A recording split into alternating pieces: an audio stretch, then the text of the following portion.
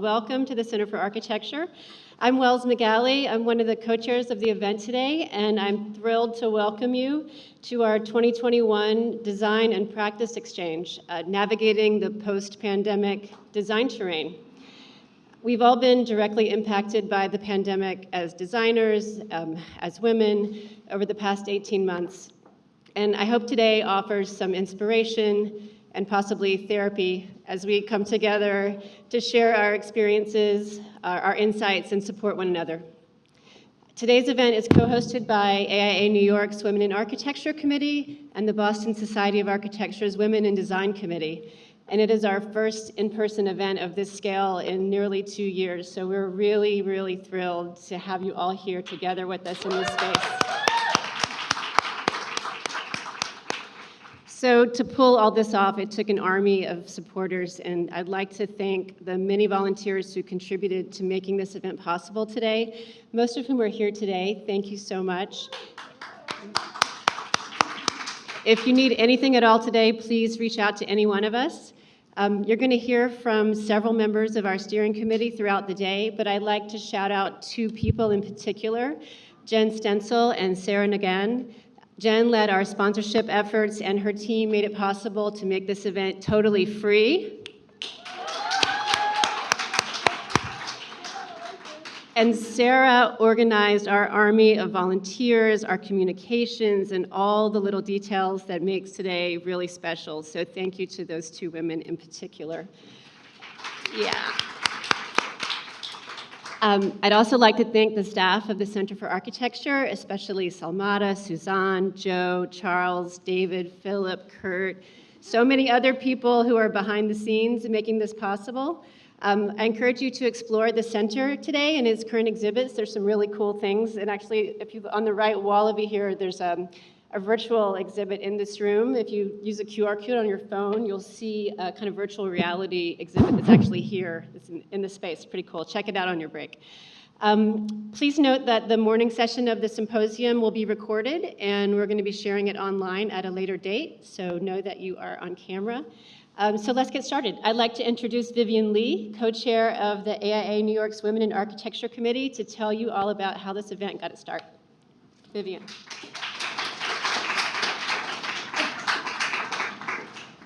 Well, good morning, New York. This is so exciting for me. I woke up at 3 in the morning, and I was thinking, like, oh my God, can't wait to see everyone's live in person. Again, thanks, Wells, for the introduction. And this event, as Wells said, took an army, and we actually been planning this for the past 6 months. But the whole thing started a long time ago. So I'm going to give you a little history, how it got started. Back in 2017, I was at Richard Meyer & Partners, and we really wanted to elevate women in architecture, so we decided to have a Women in Architecture office exchange. So we planted the seed for this dialogue. So Richard Meyer & Partners teamed up with Ramza, Barbara Stearns, where Rosalind, my co-chair at the time, was working, and we had a conversation about design and culture. So we went to their office. They talked about, they showcased their design work and about their practice, and gave a tour of all their projects. And then in return, they came to our office, and we had young members of our firm give design presentations. It's like, this is a great way to foster a conversation. So after that, I believe, Ramza, you did it with FX Collaborative, and we did it with Annabelle Sildor's office, and we wanted to expand this. So the next thing that really sort of got us started thinking and how we can roll this out is when I attended the 2017 Women Leadership Summit. And here with us today, we have Carol Wedge, one of the founders of the Women Leadership Summit. And it's because of this event that really got us thinking. It was amazing. There were 400 people. It was sold out. And from that event, what I took away was 4 very important pillars, which is the foundation of our committee to date: design leadership, workplace culture, professional practice and development, advocacy, and activism. And from that, fast forward, in 2019, we decided to experiment our first exchange, a design exchange, So it's, and this is just the day before the next Women Leadership Summit, which happened in Minneapolis. So me and Sarah Lopergolo and Rosalind, as you see over there, we went to Minneapolis the day before, and we decided to have a design presentation. 3 of us from New York, 3 of Minneapolis. We just talked about design. It was a beautiful event hosted by Perkins & Will's office in Minneapolis. We only had 3 hours, so we just limited the discussion to design leadership. We couldn't stop talking, by the way. So the next day, we attended the Women Leadership Summit in Minneapolis in 2019. 750 people attended this event. It was completely energized. When we came back, we said, we need to do something bigger than the office exchange. So from that, we decided to do our first exchange with our sisters over in New Orleans. And thanks to Wells for the introduction to NOLA in New Orleans, we had our first exchange, which is similar to the platform that we're having today. We started with design presentations, and the topic at the time was centering communities by design. And after design presentations, we had our roundtable discussions, which we'll have this afternoon. And then the next day, we did a tour of the city in New Orleans. So we were all pumped up. It's like, okay, we're going to roll this out, carry it coast to coast. So we submitted, the Women Architecture Committee submitted a proposal to do an exchange at the AIA Conference 2020 in Los Angeles. And then you all know what happened. We got actually, it was such an amazing collaboration. We had, at the time, proposed 3 panel chapters, New York, Los Angeles, and the Boston Society for Architecture. And we had 20 roundtable chapters, so 20 chapters from around the country to do the panel discussion. And then we had already 41 participating chapters who were signing up to attend. And unfortunately, we had to cancel. So we decided to go back to the round table and do, oh, and by the way, but that didn't stop New Orleans. They kept going. They did their exchange, and they did a virtual. So in 2020 and 2021, they did actually 2 exchanges, one with Austin and one with Miami. So they beat us to it. So we said, okay, you know what? We have to do it here in New York. So it is my pleasure today to welcome you guys here. And we're so fortunate to have Boston Society for Architecture co-host this event for us. So without further ado, I'd like to introduce you to Brooks Hergelson and Genevieve Frank to come up for introduction. Thank you.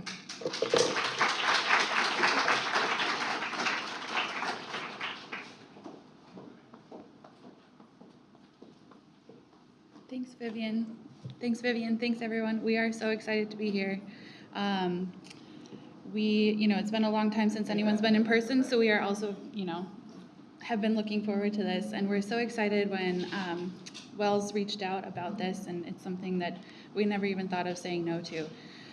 So we're here today representing the Boston Society for Architecture, which is, believe it or not just the AIA chapter, but it has a slightly different name. And Natasha will know if I get any of this wrong. But so the BSA is a partnership between the Boston Society for Architecture and the BSA Foundation, which is an outreach and fundraising philanthropic organization. And so we do a lot of outreach in the community as well as serving members, as a typical AIA chapter. We have 3 main focuses in the work that we do at the BSA, and that is advancing architecture, equity, and the environment. And within each of those, community is a really important thing.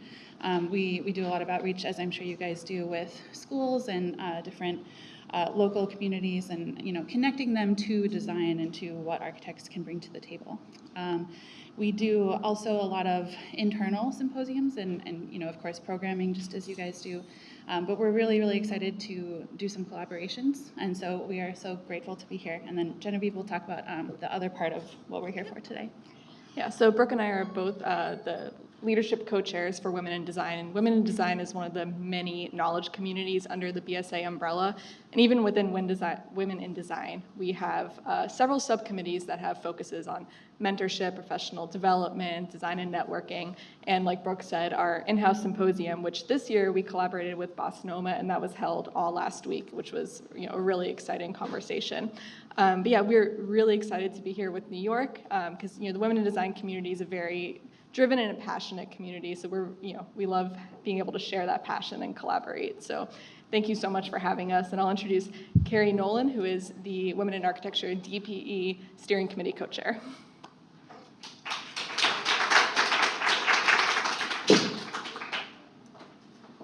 Hi, everybody. It is amazing to see everybody in person here, and we're so glad that we've had a pretty fantastic turnout for this, our second in-person event at the center since coming back during COVID. We really could not have done this event without the support of AIANY New York, as well as the Boston Society for Architecture. Our heartfelt thanks to both these organizations for helping us. We also would not be able to do this event without our sponsors. We had some very generous sponsors.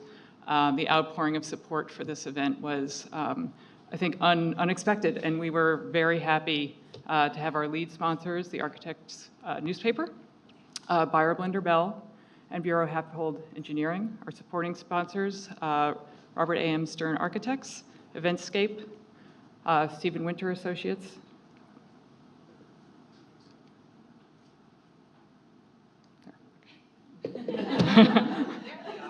there we are, thank you.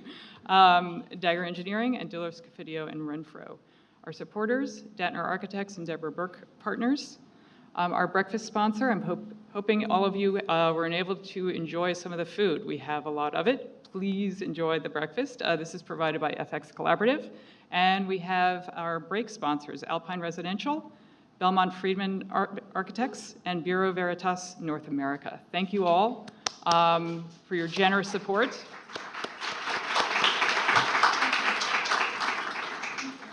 So I know that some of you are staying with us all day today, some are staying just for half the day. We do have a reception later at Juniper Showroom. This is also sponsored by Hyde Park Cabinetry, as well as, I am forgetting their name. Lansering, thank you very much. So we hope to see you there. And then tomorrow, for those of you who were able to sign up for the tour is only limited to 25 for the first two locations, MoMA and the New York Public Library.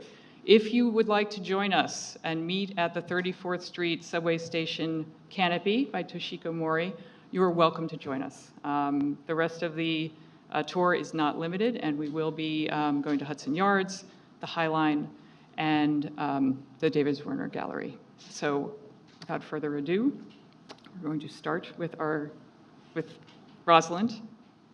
Rosalind, come on up. Rosalind is the co-chair of Women in Architecture.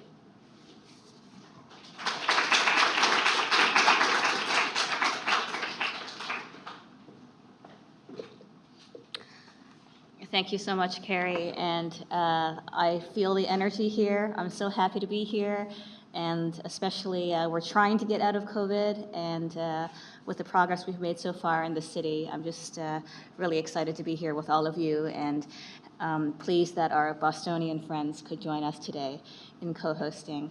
I'm just going to give a quick run of show. As Carrie mentioned, there is a morning portion and an afternoon portion. Hopefully you can stay the whole day. If not, that's okay. We know everyone is very busy.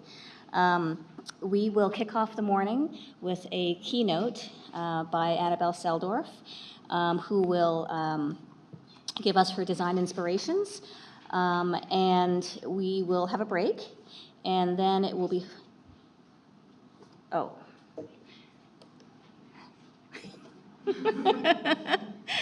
It's not automatic. And then it will be followed by a panel We have 2 panelists from Boston and 2 from New York, and the focus will be on design practice. I will be moderating this panel, and we'll have a time of Q&A, and then we will finish off the morning with a fireside chat in dialogue between Carol Wedge and Billy Sen, who need no introduction, esteemed colleagues. And that will be the morning. There is a lunch. You are welcome to join the lunch. If you're not attending the afternoon session, it's completely up to you as your time permits. And then in the afternoon session, fashioned on our New Orleans Design and Practice Exchange, we will have a series of roundtables centered around our 4 pillars: design and leadership, workplace culture, professional practice and development, advocacy, and activism. And the way that works is each table has 10 to 12 people, and you rotate. So each one of the people attending will have the opportunity to experience a conversation in each of those 4 pillars, and they will be co-facilitated by 1 Bostonian and 1 New York representative in our architecture community. And we will then reconvene back into this room and share Pechakucha-style insights learned from those conversations. And the fun part, we are going to end the day at Juniper Showroom, as Carrie mentioned, and we will have a lovely reception, and we would love if you can all come. Even if you have to go back to work this afternoon, come back for the reception, have some drinks, have some hors d'oeuvres with us. We'd love to celebrate this post-pandemic design and practice exchange with you all. And Carrie also touched upon the tour tomorrow morning. Please, if you haven't signed up, feel free to join us after the library. We'd love to have you, and the details are in the program. We'll start off with MoMA. We'll head over to the Midtown Library, and then after that, we will head west and talk about the subway, Canopy, Hudson Park, Hudson Yards, and representatives from Diller, Scofidio, Renfro will be there to talk about it, and we'll walk along the High Line, and we will end at David's Werner Gallery. So thank you all. I think I may have forgot to flip. All right, so now I'm going to introduce Wells Magali, who needs no introduction. She is our DPE co-chair.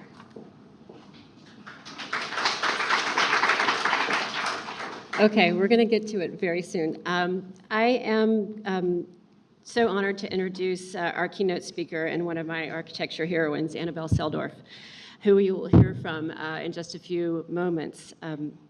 Annabelle Seldorf is the principal of Seldorf Architects, a 70-person architectural practice she founded in New York City in 1988. Current projects of the firm include the expansion and renovation of the Frick Collection in New York. And other cultural clients include the Museum of Contemporary Art in San Diego, Luma Arl, the Clark Institute, and the Neue Gallery. With a history of celebrated work in the art world, the firm has created numerous art galleries, included David Zwirner, you'll see that tomorrow if you're on the tour, Hauser and Wirth, and Gladstone Gallery, among others, and designed exhibitions for the Whitney, for Gagosian Gallery, and for the Venice Biennale. Other work includes the Sunset Park Material Recovery Facility, a recycling facility, an education center in Brooklyn on the waterfront, the largest of its kind in the United States, as well as the Mwawindo School in southern Zambia, a primary school designed for the nonprofit 14 Plus Foundation, committed to increasing education accessibility in rural Africa. Annabelle was raised and born in Germany and received her Bachelor of Architecture from Pratt and her Master of Architecture from Syracuse University. She is a fellow of the American Institute of Architects and serves on the boards of the Architectural League of New York, the World Monuments Fund, and the Center for Curatorial Studies at Bard College. She is also a member of the American Academy of Arts and Letters, and in 2014 was the recipient of their prestigious Award in Architecture. In 2016, she received the AIA New York Medal of Honor. And earlier this year, Annabelle was recognized as a design leader by Architectural Records Women in Architecture Awards. She has taught at Harvard and Syracuse universities. Most recently, Seldorf was selected to lead the team that is reimagining the National Gallery in London to improve its welcome experience, remodel its Sainsbury wing and the public realm, and create a new research center. And speaking of London, Annabelle had a very unexpected schedule change due to the needs of the National Gallery and some COVID-related travel constraints. Ironic, I know. And she is actually in London at this moment. When we discovered this conflict several days ago, she generously offered to create a unique recording of her thoughts on our topic today and invited her partner, Lisa Green, to help create a conversation just for us about their memories, experiences, and the personal and design highs and lows of the past 2 years during the pandemic. This is the first time this interview has been shown. It was recorded just for us a few days ago. Despite its being a recording, I think in many ways you'll be pleasantly surprised at the kind of honesty and the intimacy that you'll see revealed in this interview. It's pretty cool. So thank you all, and Philip, you can start the recording. Thank you. Good morning. I would have loved to be here. I'm really, really sorry to not be with you in person. Everything had been scheduled carefully so that I could enjoy this morning with you. Turns out you don't always get what you want. So we decided that we would do this little recording, and I'll be in conversation with my partner, Lisa Green, to sort of guide the conversation big picture. So you'll see her as much as you'll see me. Thanks, Hannah. I thought it would be interesting first when you start talking about advocacy. So if we go back to 13, 20, I know, when I came, at that point, I think we all thought we got it. So do you want to talk about what that, a little bit about? Yeah, I think there are moments in one's life that one will always remember, even though we have found out that our memory is not very reliable. What I do remember is that there was an invitation to a dinner at Pratt on the 10th of March. And I thought, no, not going to any big dinners,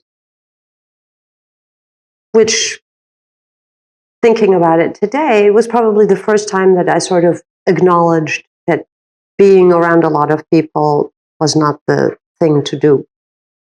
Second thing I remember is that I had not dealt with my computer in a very long time. And somehow or other on the 11th or 12th, I realized I should really make sure that I have a functioning computer. And the IT people said, yeah, it'll be like 5 or 6 weeks before you can get it. And I thought, what if I go to a shop? And so I went to the Apple store and I got the last computer or something like that. And so by the time that we left New York to go to Maine, as you say, I thought, pack a little bag, my computer, a warm pair of house shoes, and that'll be that. And then it became evident pretty quickly that a short time would be a month, which for me is an incomprehensibly long amount of time. And yeah, I mean, I was very, very lucky because we had a place to go, a place I love, on a very remote island in Maine. And I had never been there at that time of the year. And so the first thing to hold on to was to say, different season. Never seen spring sort of come hour by hour, day by day. But I mean, more than anything, I am still astonished that we changed so quickly to Zoom calls every day, all day. Yeah, I mean, I think the word that someone in that format, it is impossible to believe it until we act. Yeah, but you did it without thinking, right? I mean, people will complain about Zoom calls or something, but in a sense, it seemed so practical. And if you had reasonably good internet, which I was lucky to have found there, it wasn't so easy. But also remember, we didn't start out with all Zooms. That's right. In the beginning, it was like go-to meetings and so-and-so meetings and WebEx and this and that. Yeah. And then little by little, everybody went to Zoom. Yeah, and I think that the sort of formatting or scheduling of also sort of serendipitous was not.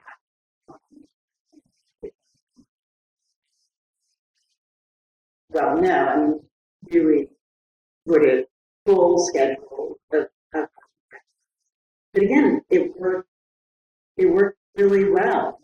You know, I feel like we designed whole buildings. Well, During we that did. time, right. We did. We did multiple competitions with consultants and other colleagues, and there was something unbelievably sweet about that because you realize that everybody felt the same. Everybody felt fragile, worried, anxious, and also with plenty of energy to sort of keep the show on the road. And I know that everybody wants to know how different architects responded differently to the pandemic and to the work environment in the pandemic. I think the single biggest decision we made collectively amongst the partners is to say that if we were going to have meetings that usually happen around the table, now on Zoom, that we would invite the entire team. Whereas in the past, we had oftentimes sort of design sessions with just 2-3 people sitting around the table. It now seemed opportune to just have everybody be a part of it because, for one,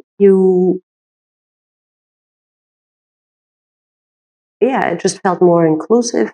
And in fact, what you learned is that over time, people would sort of participate in ways in which they hadn't participated before. I felt incredibly lucky that I got to know many people in the office in a different and new way. And I think the collective team spirit was just unbelievably gratifying. It kind of helped me through a time, that was worrisome and not was worrisome on a professional level. Like everybody, you didn't know were jobs going to continue, and in fact, jobs disappeared or went on hold. And I feel lucky to say that we're really busy right now, but you couldn't be too sure about that. And some of us are old enough to have fully experienced 2008. So the idea that you had to go through that all over again was pretty frightening. I know there was about everything, our health, environment, that in some ways, that it could be exhausting. It was also a distraction. Oh my God. really something to hold on to. Yeah.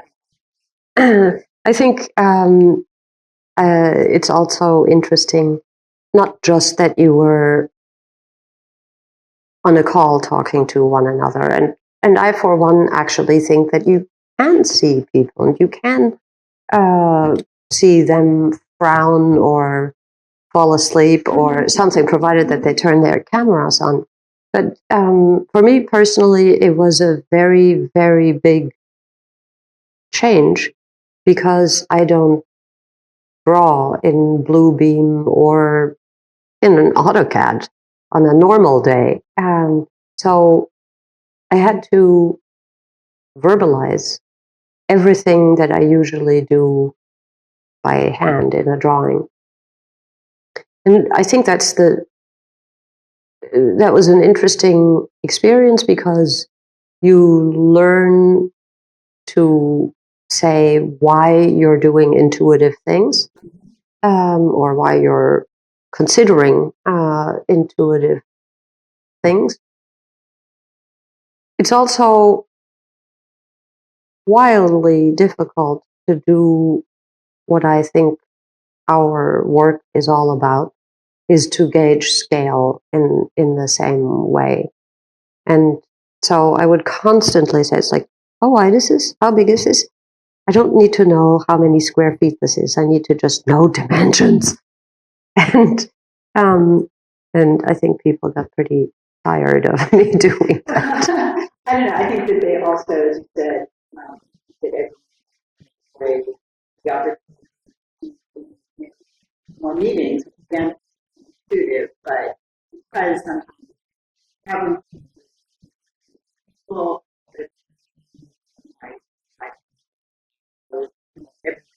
every, I wonder if we look at the Shaker project, that project has a big community. The role that Adam. So I wonder if we could talk about the design of the building.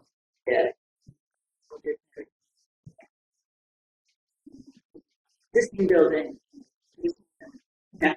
those sites that sort of manifest.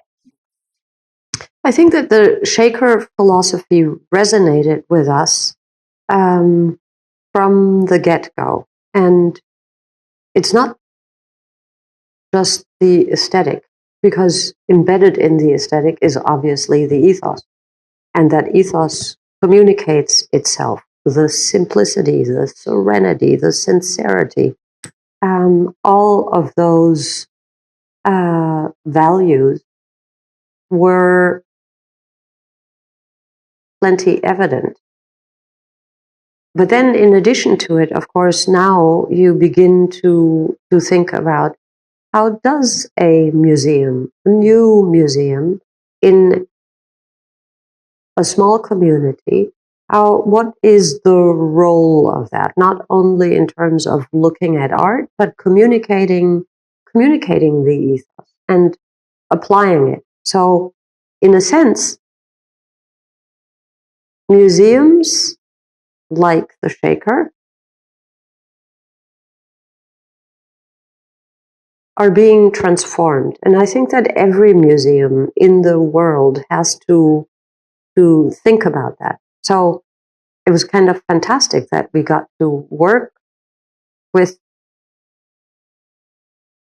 the Shaker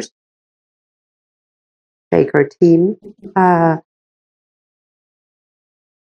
to talk about that, because it's natural to them. In some ways, I think it was all natural to us as well. Nevertheless, when there are decisions to make about, I don't know, certain architectural aesthetic considerations, it was fantastic to see maybe we can look at them differently.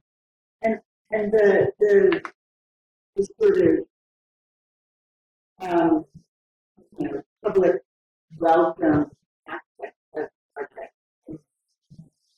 where like ticket, coffee, stop, and be a friend.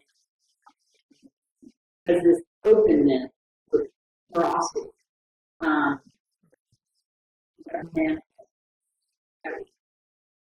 Absolutely. I mean, I hope that a lot of things are going to happen there. I hope that people will come and play the guitar on Sunday morning, or have difficult conversations, because difficult conversations need to be had. I also hope that looking at the art helps to sort of transform how we think about things. And significantly, of course, from the beginning, we wanted to save and repurpose the existing early 20th century brick building, because it had a vaguely shaker-like quality about it. And I continue to think about whether that was just a silly, sentimental impulse, or if it's not something that, regardless whether it looks like a shaker building or not, is fundamentally what you thrive to do, namely repurpose buildings when you can. And I think it got everybody on the team thinking about what makes sense. If nothing else, these 18 months of the pandemic have highlighted which things we really need to evaluate, think about, push to the forefront, and reconsider. yeah, and I think it, there, as you said, it was what, and was rebuild, then to just rebuild the building, not pretend to be, but there was opportunity as well as youth.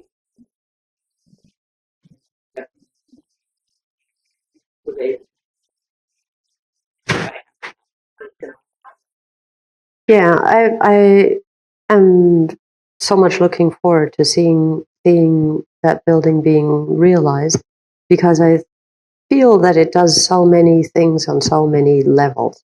In architectural terms, I think there is a real juxtaposition, materially, but also in terms of the sort of architectural vocabulary, which is distinctly different.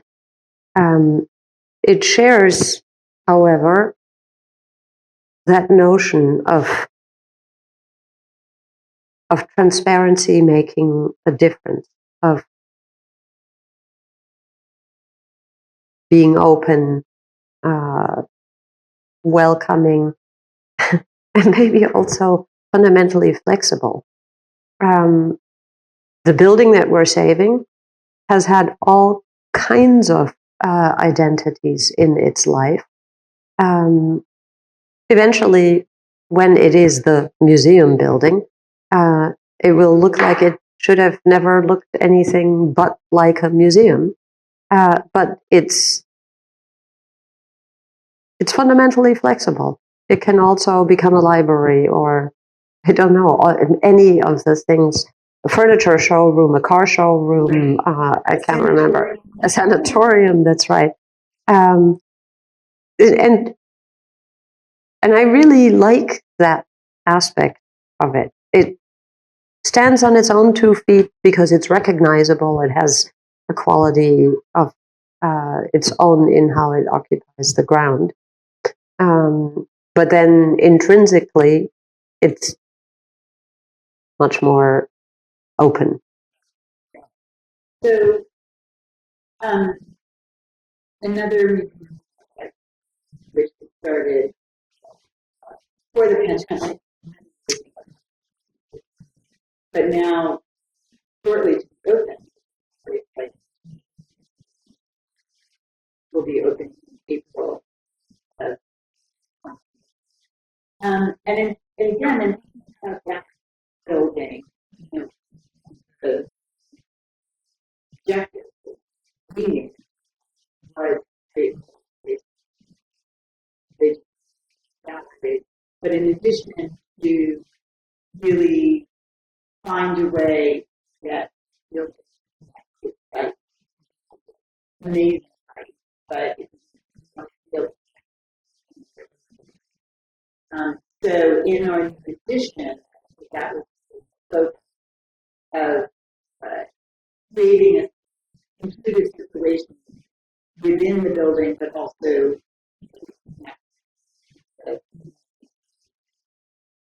Yeah,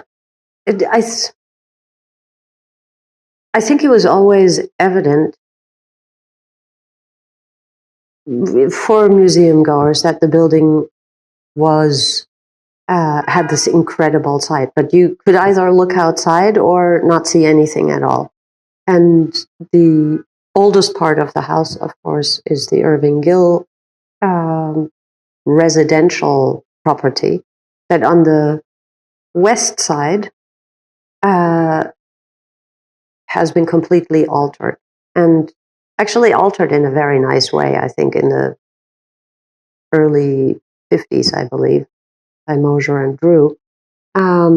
They sort of opened the facade and let people look out the window. And there is a very important Robert Irwin project that has been installed multiple times in that space. It's really transformational, I think.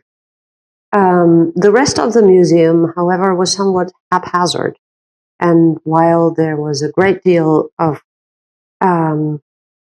admiration for the Irving Gill house, you couldn't really readily see it from the street. And there was something about the multiple renovations that had happened.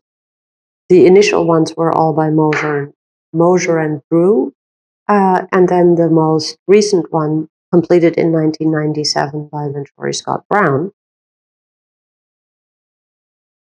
orchestrated a kind of dialogue between the different building parts that didn't allow the museum to do what it really needed to do, namely exhibit art. And it wasn't until they were able to purchase another property further to the south that they finally had enough real estate, really, to start thinking about adding galleries to a museum that was sorely strapped for walls, and space, really. So two things happened there. We converted a music auditorium into gallery space. We added gallery space to the south that I just mentioned. And all of that in a very complicated, very steep site. Part of the key to finding a path to bringing all of these different disparate building parts together was really to understand the geometry that left what was there before in kind of a jumble. And I'm actually really proud of that because it was difficult to do. It's like I feel like I will never forget that I drew the same thing over and over and over until it was like, okay, this is how they can all kind of come together. It's more a new museum than it is a renovation or addition. And because of that shift in weight, it felt only natural that we would also shift the entrance.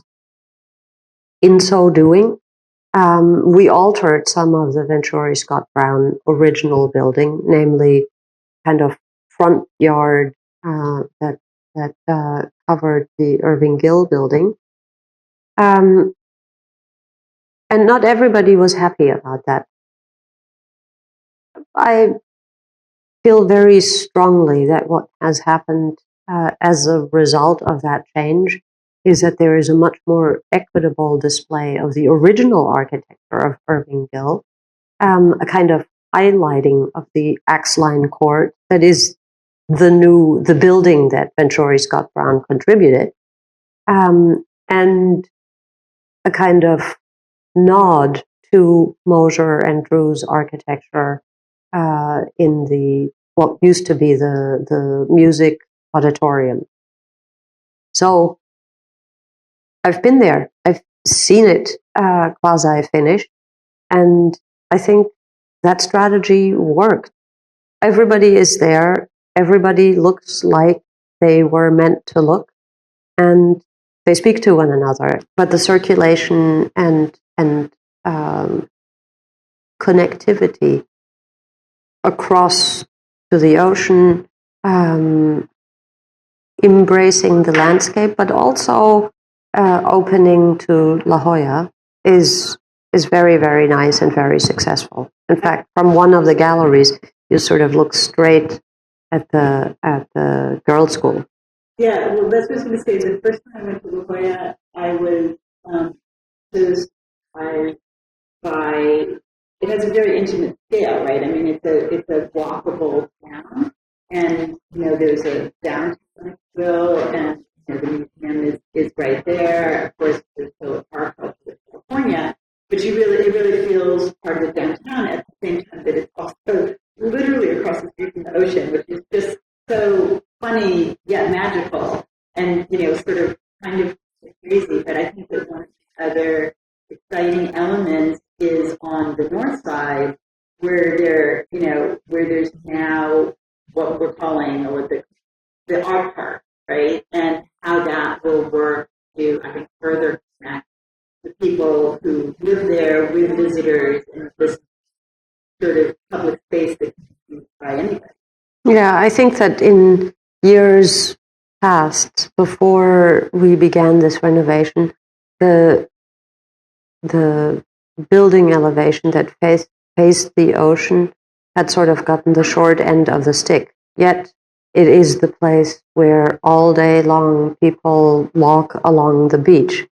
And the way in which that has changed now, really being inviting and inclusive, and you can sort of imagine that people are taking advantage of the different levels and the topography of the site, is tremendously satisfying, because it really feels embedded in that community, and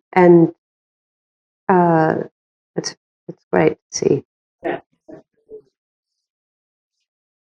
2 more months, they can start to bring the art in. It's very good. We've done lots of art projects, and from museums to galleries to foundations, art studios. And I know for you personally, I know you don't like to call yourself a collector, and maybe that's not the right term, but you live with art, you care about art, spend a lot of time with it. And I wonder what that was like for you during the sort of away from that one-on-one experience, seeing art in person. Yeah, I heard so many people say that they just couldn't wait to go to a museum. That they missed being in the galleries. I didn't miss any of that. I was super happy to go to a museum once I came back, but I didn't truly miss it, because I think it lives in your head and in your heart. And what I discovered is that art is really the mother of all arts. I mean, nature is the mother of all arts. And I had such an unusually beautiful environment in which I lived, both very intensely seasonal, also intensely isolated, and therefore truly wild. And that kind of more than made up for anything that I would be looking for in a man-made piece of art. And the endless colors of moss and textures of moss, the rocks, the sounds of the wind. And I've taken something like 100 photos of the same view, not because I'm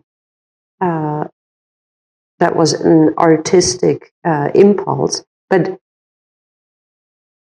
every time I'd see that view, I was so overcome by how incredibly beautiful it is. And last year, around Christmas time, I realized that I had done that I had that many pictures.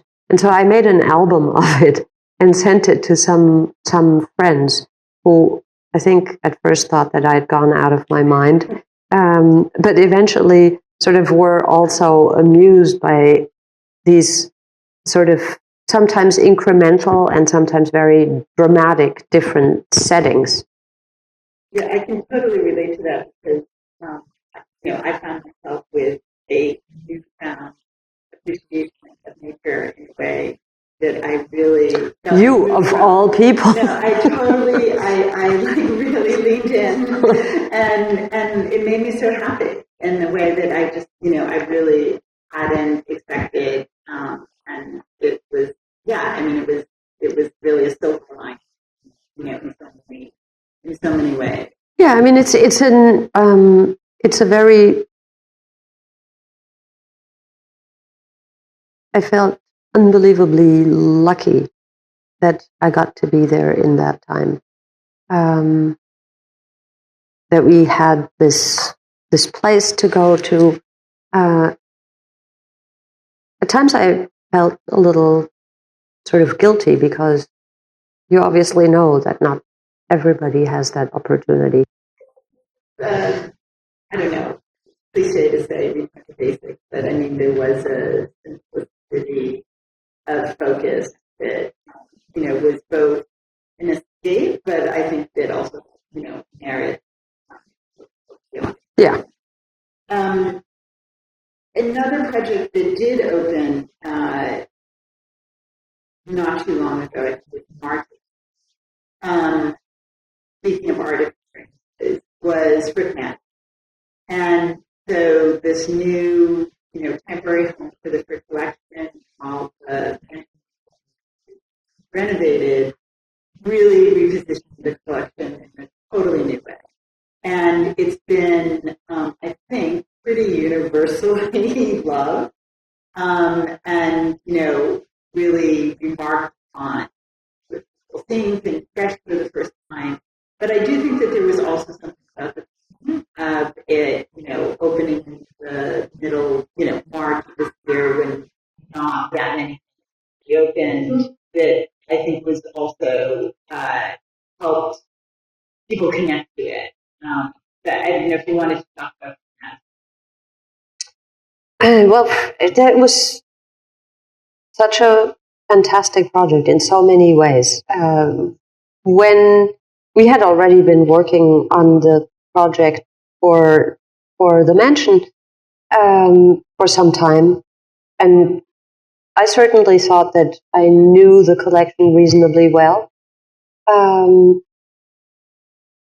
then when Ian Wardropper and Xavier Solomon invited us to do the layout at the Breuer building, of course I was overjoyed because what a fantastic building. And working on the layouts, making spaces for paintings that I knew is so different. I enjoyed working on Frick Madison tremendously for multiple reasons. Number one is working with the curators and the collection, but also the challenge of working in a modern masterpiece and learning only that it's such a good piece of architecture that it fully embraced spaces that are designed for old master paintings. And many people have said that they think that the paintings look better than they ever have. Well, I think that's a little bit due to the fact that it's a sort of very singular, sparse hanging that has allowed to sort of foreground the pictures relative to the to the sort of more present architecture in the mansion. But not only. I think there's also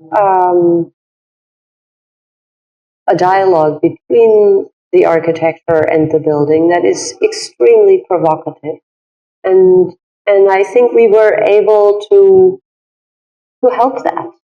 And for me, the memory of having sort of certain intuitive qualities about saying, like, no, that needs to just be a little bit further back. I mean, you've pointed out to me that in no other installation was there the repetitive sort of setback across from the elevator. Mm-hmm.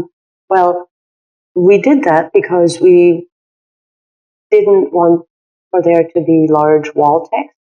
And so instead, introducing people to art and sort of enjoying a moment of pause and rest to understand that they were now in the lowlands or in France or in Italy.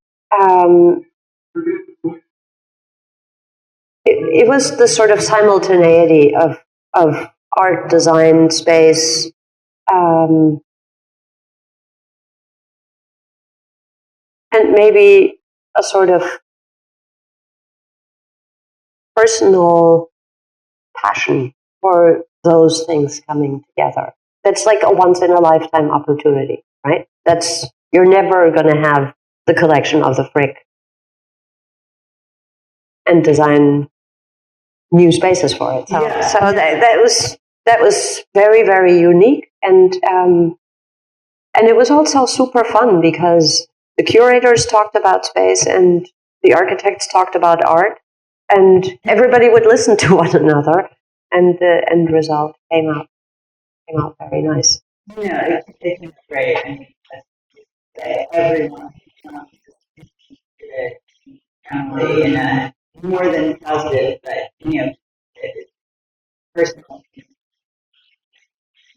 So as we have the life of Union Square outside our window, which is one of the reasons. Definitely noisy. Exactly, one of the reasons we love where our office is, but makes it harder to do things like this.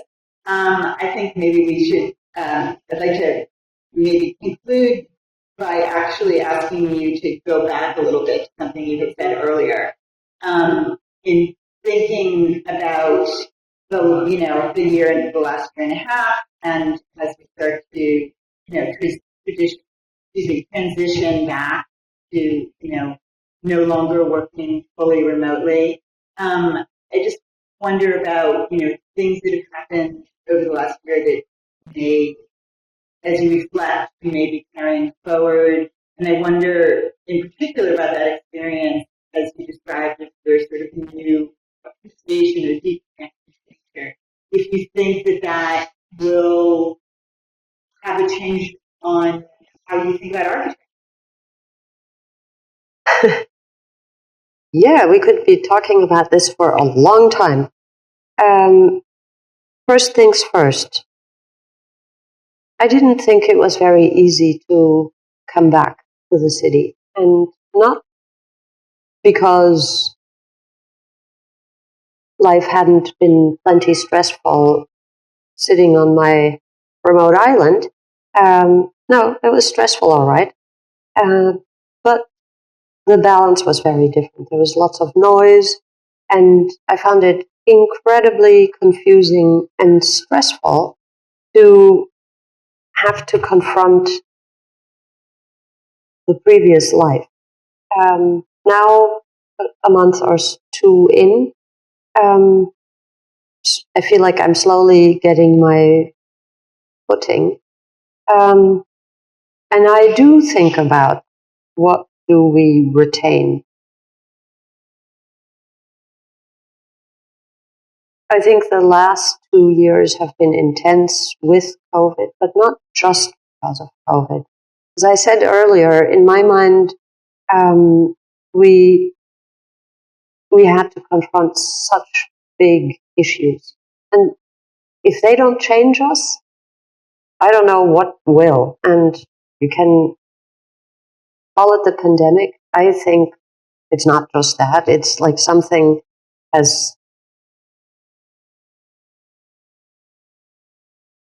can no longer be ignored or denied. And each and every one of us has to address how that gets a hold in your life.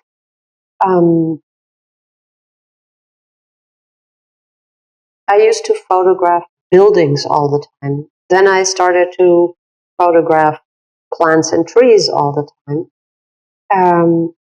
Will that make a difference in my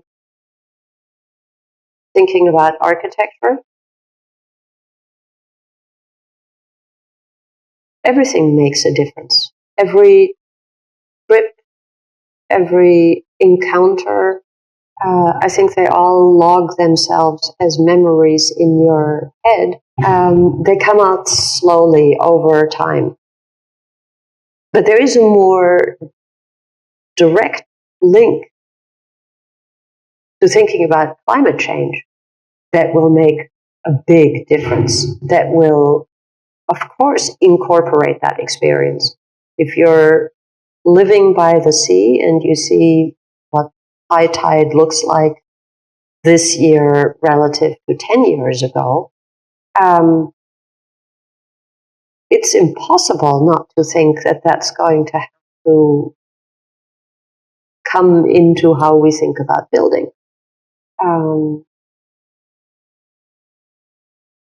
Where do you start? I think everybody has to sort of find their own connection.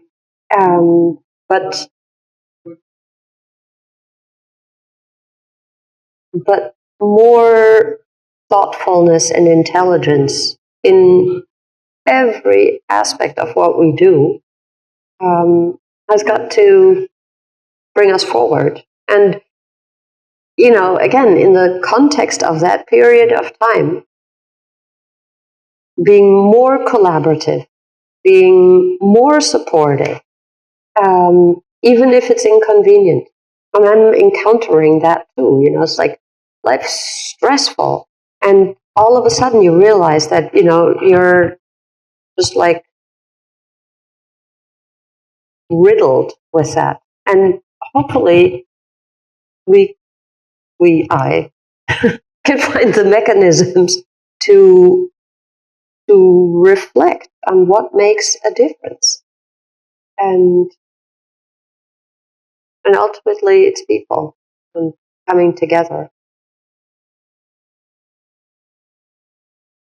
in more nature. Or even if not, I mean, I just think that is right. I mean, it's ultimately what we do as individuals, and then what we are able to do. Right. And Exactly. And that is, I believe recognize now more the power of both the individual action as well as the collective action. Yeah, I think that's true. So thank you. Thank you. It was fun. Lisa and I have often the opportunity to sort of talk about why we want to do certain things. And I cannot say enough how much I enjoy these conversations, but it's very, very nice of you to have invited me, but it is everybody on this team who makes Seldorf Architects a really great place. So thank you. Thanks, everyone. We'll have a short break, and then we'll have our panel. All right, welcome back. It's time for our design panel, lessons learned from the pandemic. Nicole, our moderator, unfortunately could not be with us today, so we are very grateful that our very own WIA New York Committee co-chair, Rosalind Sang, is going to be moderating for us this morning. So thank you very much, and welcome, Rosalind, who's going to introduce our panelists.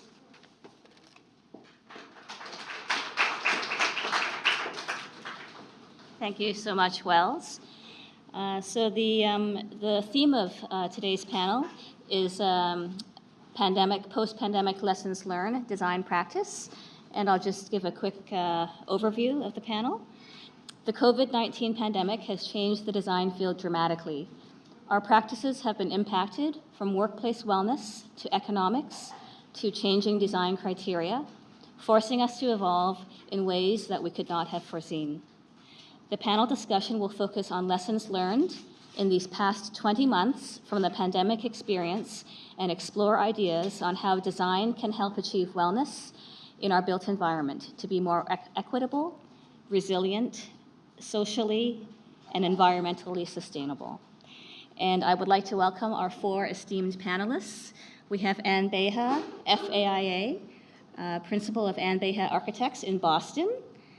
We have Natasha Espada, AIA NOMA, Lead AP BD&C, Principal at Studio NA, also from Boston. We have Arti Krishnamurthy, AIA Lead AP Partner at Deborah Burke Architects in New York. And we have Maha Sabra, AIA, OEA, Lead AP BD&C, Associate Principal, Perkins & Will, New York. Thank you very much for joining us today. And I am the New York City Studio Director at BDP. We are going to have each of the panelists now introduce themselves, and then that will be followed by a panel discussion. Arti? Hi, can you hear me? Hi, everyone. My name is Arti Krishnamurthy. I'm a partner at Deborah Burke Partners. We are a 60-person practice in New York City. We are driven as designers to create architecture that is true to place. And what that means to us is architecture that is so grounded in its place and so born of its place, responsive to its people and responsible to both its place and people, that it can be nowhere else but there. We are particularly interested in how architecture can reinforce and strengthen one's connection to a place, and also by inviting participation and encouraging engagement, how you can create meaningful connections between people. And that's something we'll talk about more today.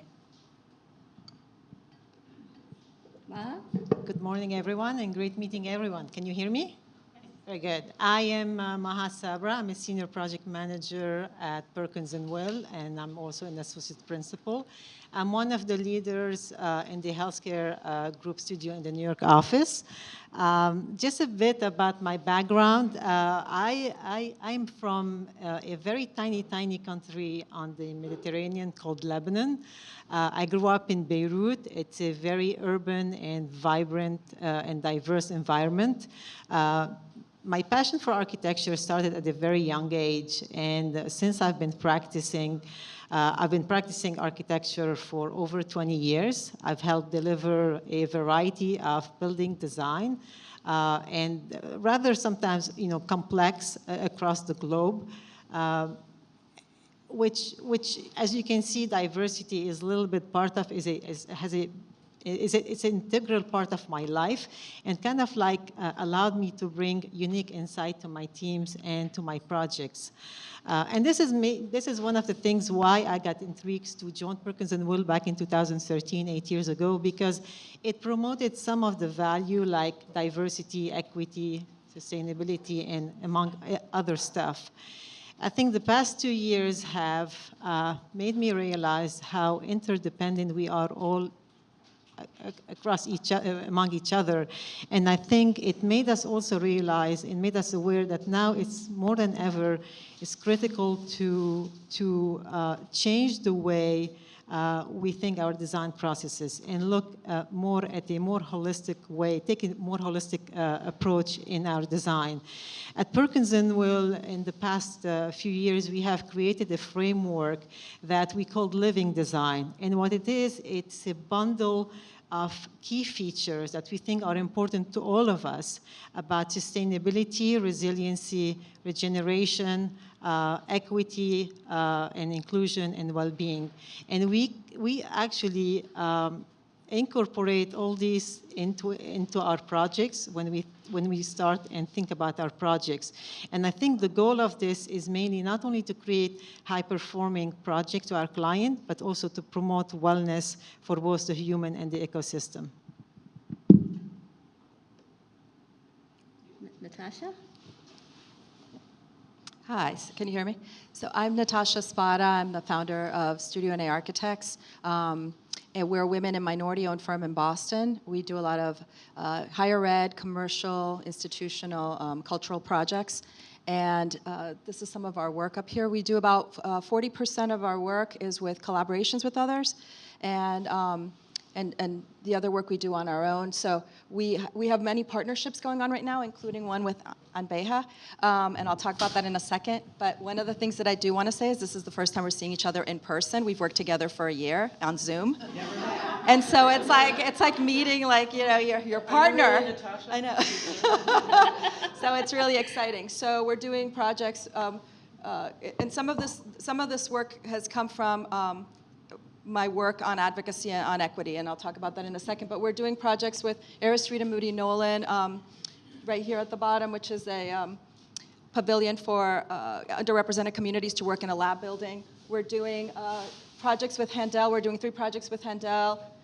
We're doing Mattahan Community Center work, most of it all equitable.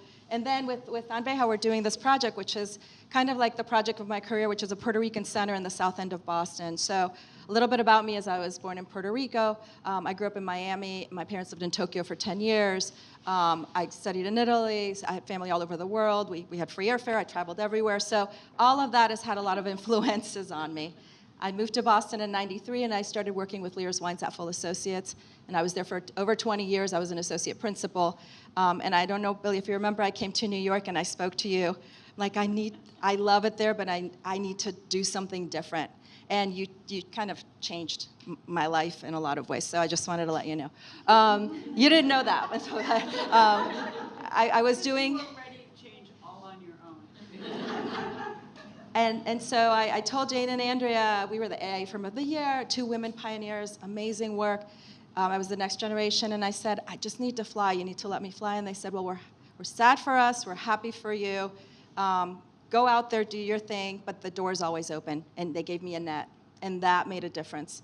And so I started Studio AIANY, where we say we're a diverse firm. We're about, and I don't know if I already said this, but we're about 73% women, 73% minorities.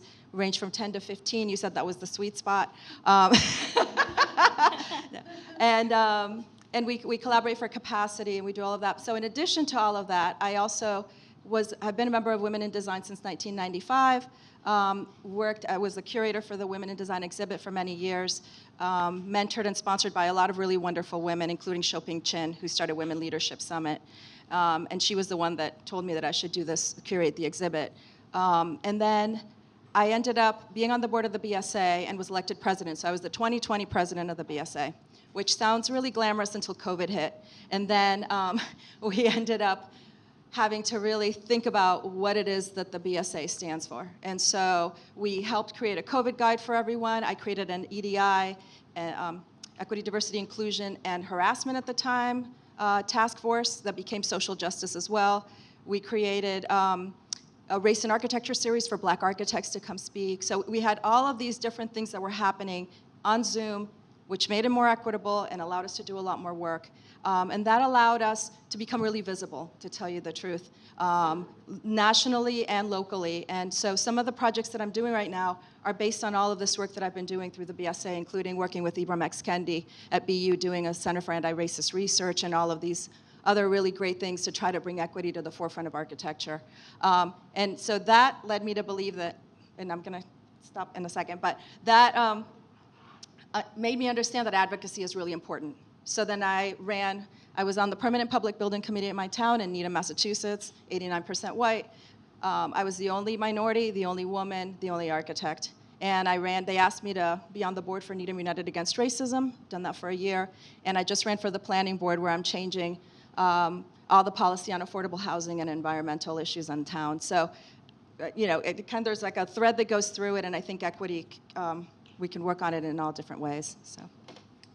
Thank you. Anne? Good morning. Natasha Espada is one of my heroes, and I am thrilled to be seated next to her and to also see Billy, which is amazing, and all of you. My practice is over 40 years active. We've endured many catastrophes, probably made every possible mistake that I could, managing a practice, and yet she prevailed. We work in Boston, but nationally and internationally, and started as a historic preservation practice, really me in my bedroom, with a small printer in my tub. One day, my husband reached under the bed and said, "What is this?" And I said, "It's a model." And he said, "Are we sleeping in your office?" From there, we became an office that grew and developed a larger agenda and footprint to take the issue of underutilized historic buildings, which were prevalent in the 70s with urban policies supporting their loss, and to reconsider them not only in their use, but in something that's most important to me as an architect, which is their content. How do they, as historic buildings, communicate with the next generation? And from there, we've started to work, well, not started, but for some years worked on contemporary design within the historic context. So exploring how something new and something old become greater than the sum of their parts. I'm with Natasha and probably all of you on saying that a volunteer life and a life of advocacy has been my companion piece of my practice and my career. And I'm really thrilled to say that many, many people in our office also are very, very active in their communities and with their causes. That opportunity is, that commitment is what brought me the opportunity to work with Natasha on the multicultural or the multi-purpose art center in Boston South End, where it's a very classic ABA, but also an A project about trying to advocate for and realize a contemporary building in the middle of one of the city's most historic settings, with a regulatory process that, of course, favors the legacy of that setting. And if you really look at the research on it, favors the legacy of that setting as a singular white experience from the 19th century to today. So it's been both a design journey for me on this and on many projects, but also an intellectual journey. And if you say, well, what kind of projects does ABA want to do? Well, we're doing the US Embassy in Paris. We're doing the US Embassy in Athens, a Gropius building. We have projects with the Smithsonian. We have projects that are local, and we just opened the newly renovated Humanities Quad at Yale and also Harvard Divinity School's expansion. But what we're most interested is in the content. And we're most interested in clients who actually need an architect who's interested in content, not just in delivery of the project. And that intellectual content is what has kept us going. It's still what gets me up in the morning. Thank you.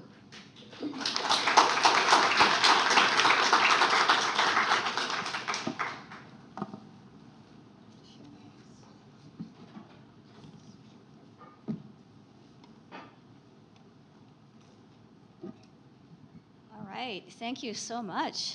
I'm all fired up for this conversation, and we'll try and keep it on time. And Maha and Arti and Natasha and Anne, I'm so thrilled that you can be with us today.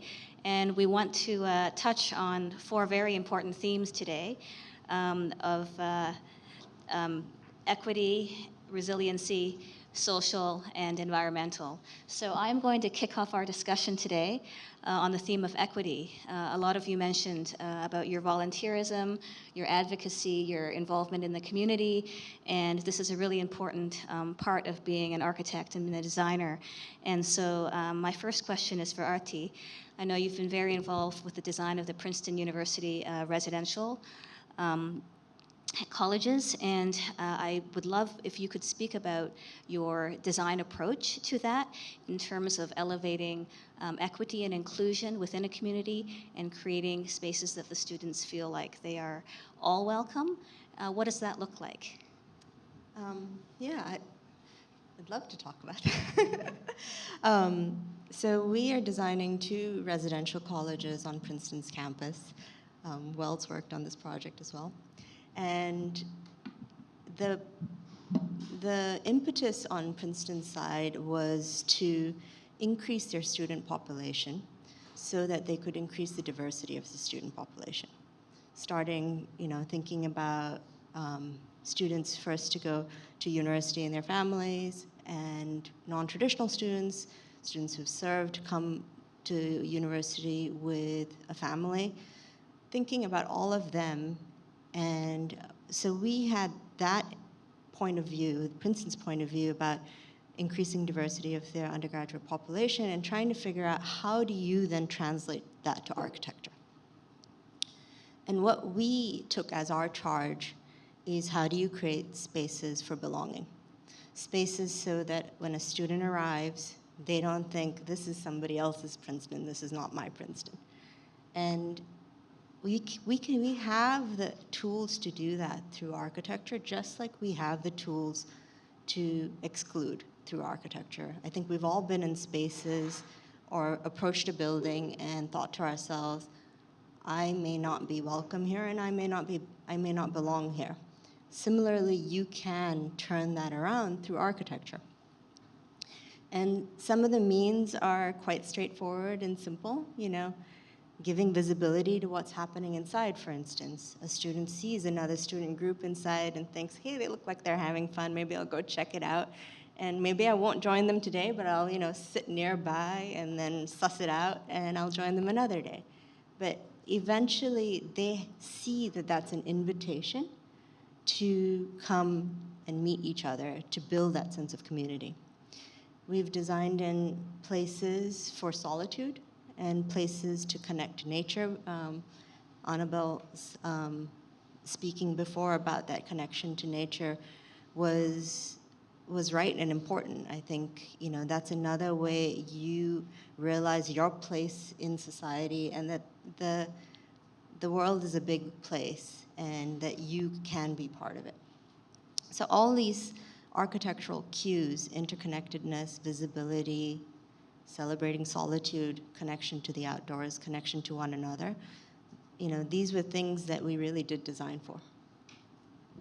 That's wonderful. Thank you, Arti.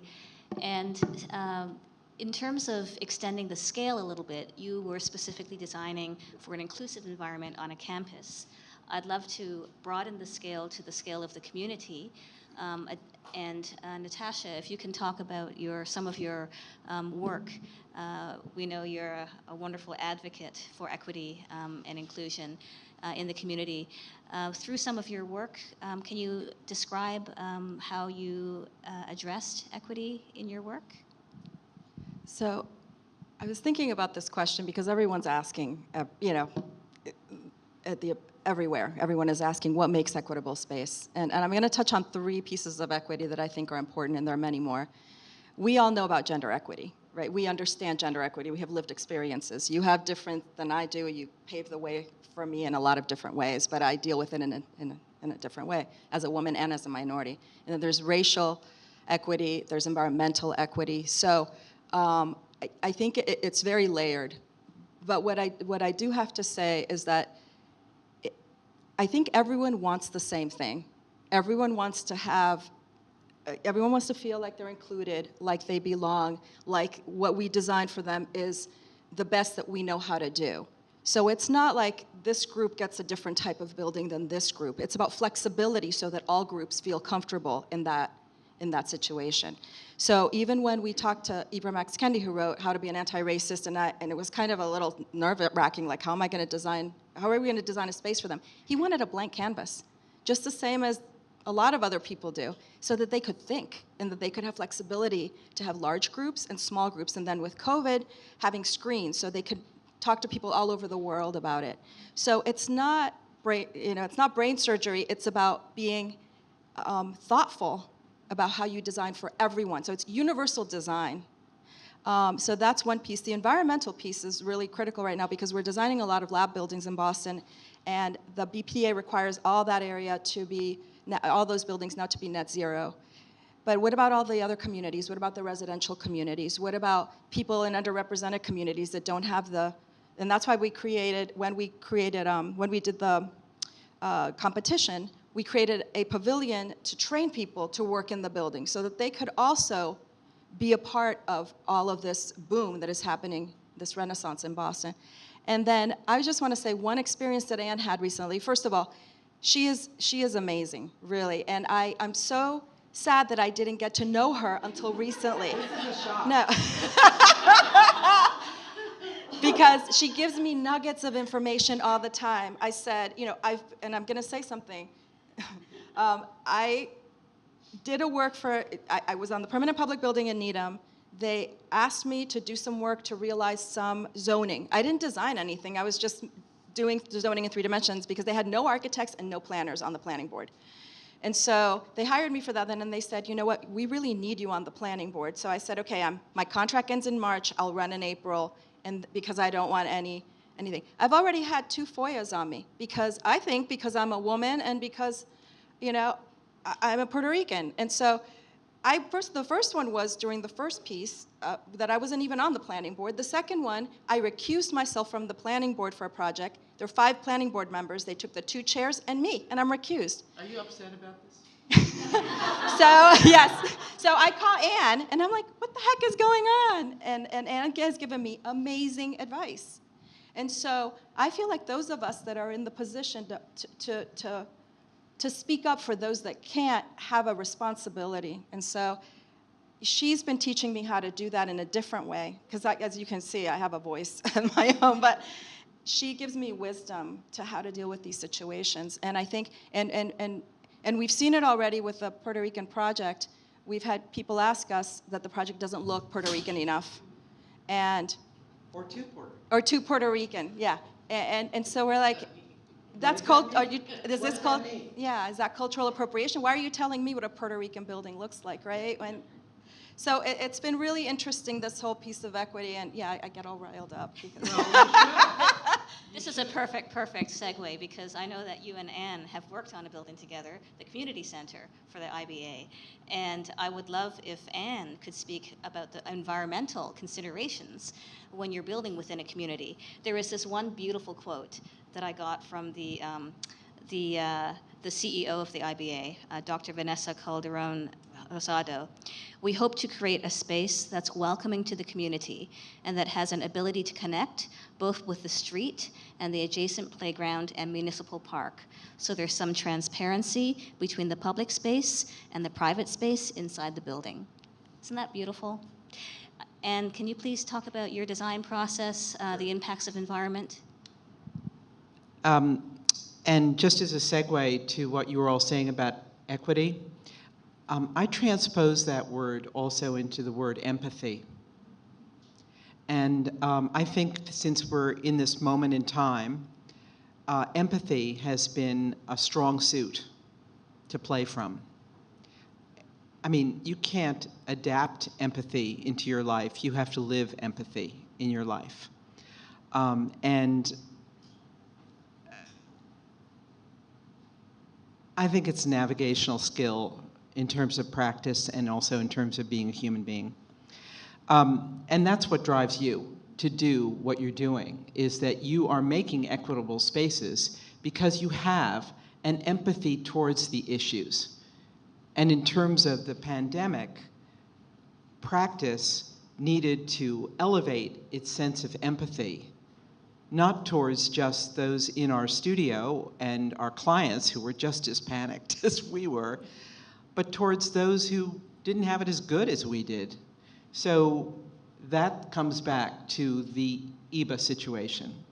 In IBA, we are dealing really with thousands of Latinx citizens and members of our community who do not have it as good as we have it. And they are living and working and celebrating their community in a community that does have it better than they have it. So why shouldn't they have a better building than anybody else's and be the star of the show, at the same time be respectful to the vitality of the community? So that's, I think, our design process was, how can we have something that has a dialogue with this historic community, historic setting? I mean, this is an area, I can't give you the exact, but the footprint of this area is large in Boston, many, many buildings. Why can't they have something that speaks to the history without being a replication of a history that isn't theirs? So Natasha started by working on images of Latinx architecture. And that didn't go well at all with our regulatory overseers. It went very well with the community because it's in their heart. So we had to change our strategy to get the seeds of rationalizing the design out of the historic fabric. And once we realized that many people just couldn't stand in the shoes of the heritage that we were talking about, you were teaching me about,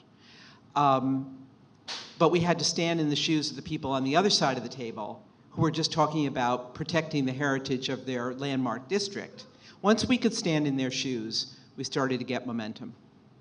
Now, still in working with the Latinx community, we come back to how what we're doing is culturally advancing their ambitions and serving their needs. But you have to play it on all sides and in a way that had integrity, not just affecting that, oh, we're now part of the South End, but more that, no, we do have an obligation to be part of the South End, actually. So that's been our design process. And the second piece of it is that there's no question that in a sensitive situation like that, communication is absolutely essential. We're in this, how many months, Natasha? 8? How many meetings have we had? I'm not that old. Yeah, yeah. We have had, yeah, communication has been absolutely central. And finding innovative ways to communicate during COVID so that people feel they can participate in a meeting, they're not just there as receptors, being able to pass the ball around the room, being able to invite people into the chat. You know, those are all techniques we use in our studio life, but now working with large community constituents, we've had to make sure that we had the ability to do that. So, yeah. Can I add something to this? Because you just brought up something that I hadn't even thought about. We did architectural code switching because we had the same building at the beginning and we tweaked it a little bit. Oh, we have the and same because building. we talked about it differently and didn't talk about any cultural aspect of the building, but talked about what they wanted us to talk about, they have been much more gracious about approving it. That's true, and I think what you have to find in that is the integrity of it.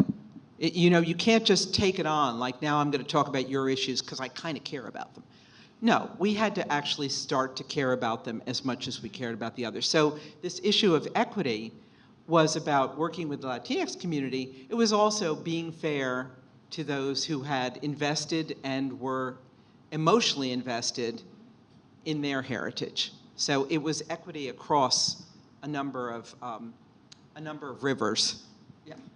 Can I a little bit add? I do agree with you that obviously we are a big promoter. We can have a big role in promoting equity, and like you said, it starts with as much communication, engaging as many people as possible, from the end user to the provider. I think also in creating our spaces, having the creating spaces that people feel their best. And feel comfortable, a sense of belonging. But I think I want to touch a little bit more deeper about the detail about, we are at Perkins & Will, we're a big promoter of sustainability and healthy design, healthy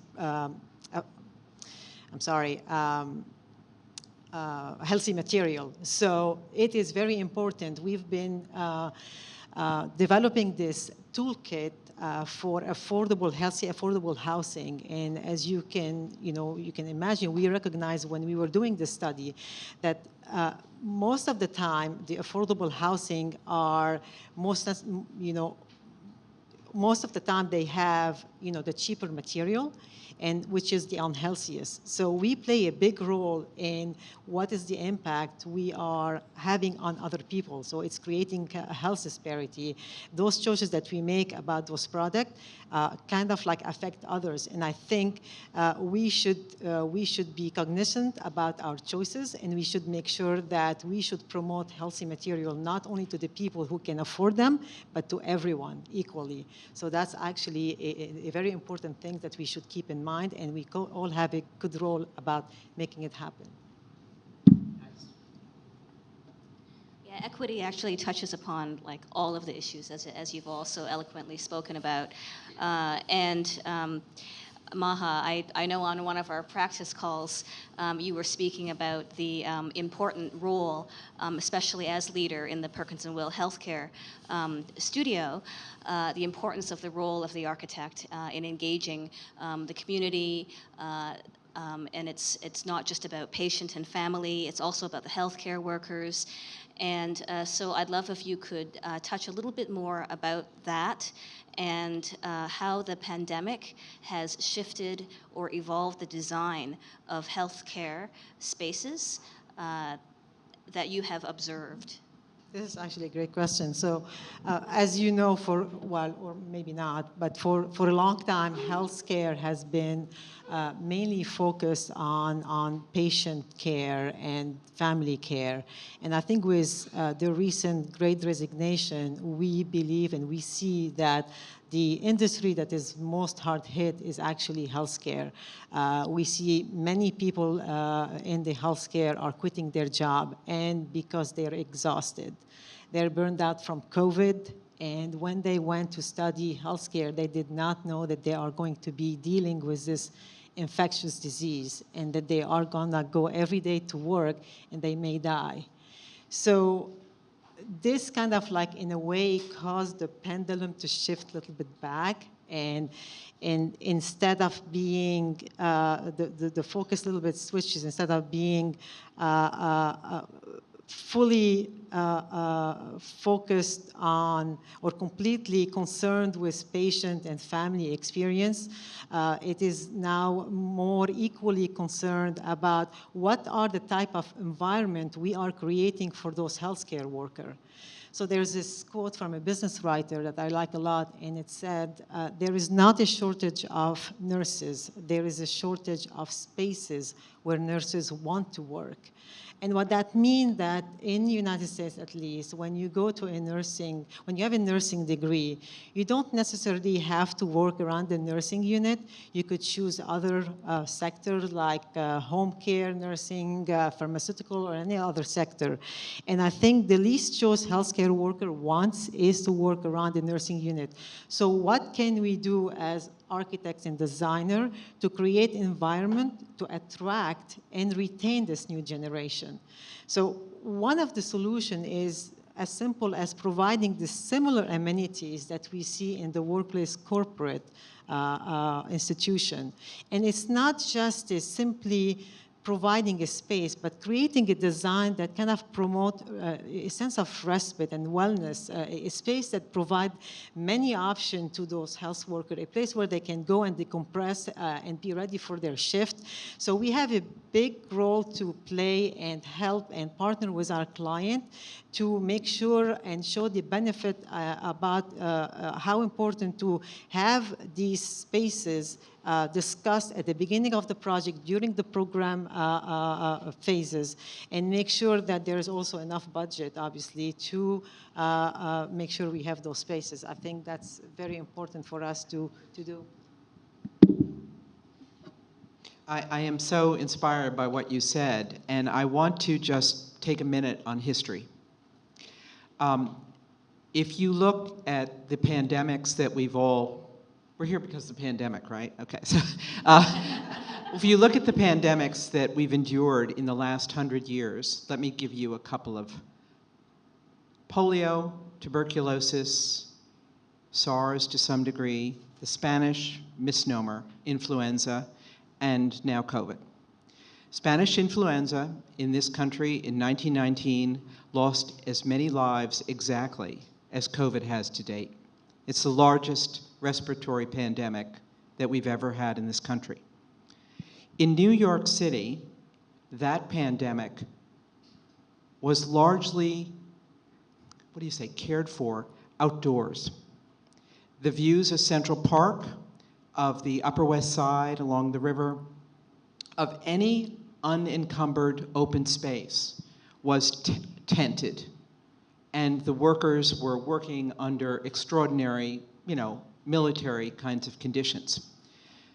If you look at images of this COVID pandemic in the South, in Washington, D.C., in the Midwest, and in New York City, and in some areas of Boston, but not a lot. We have many, many hospitals.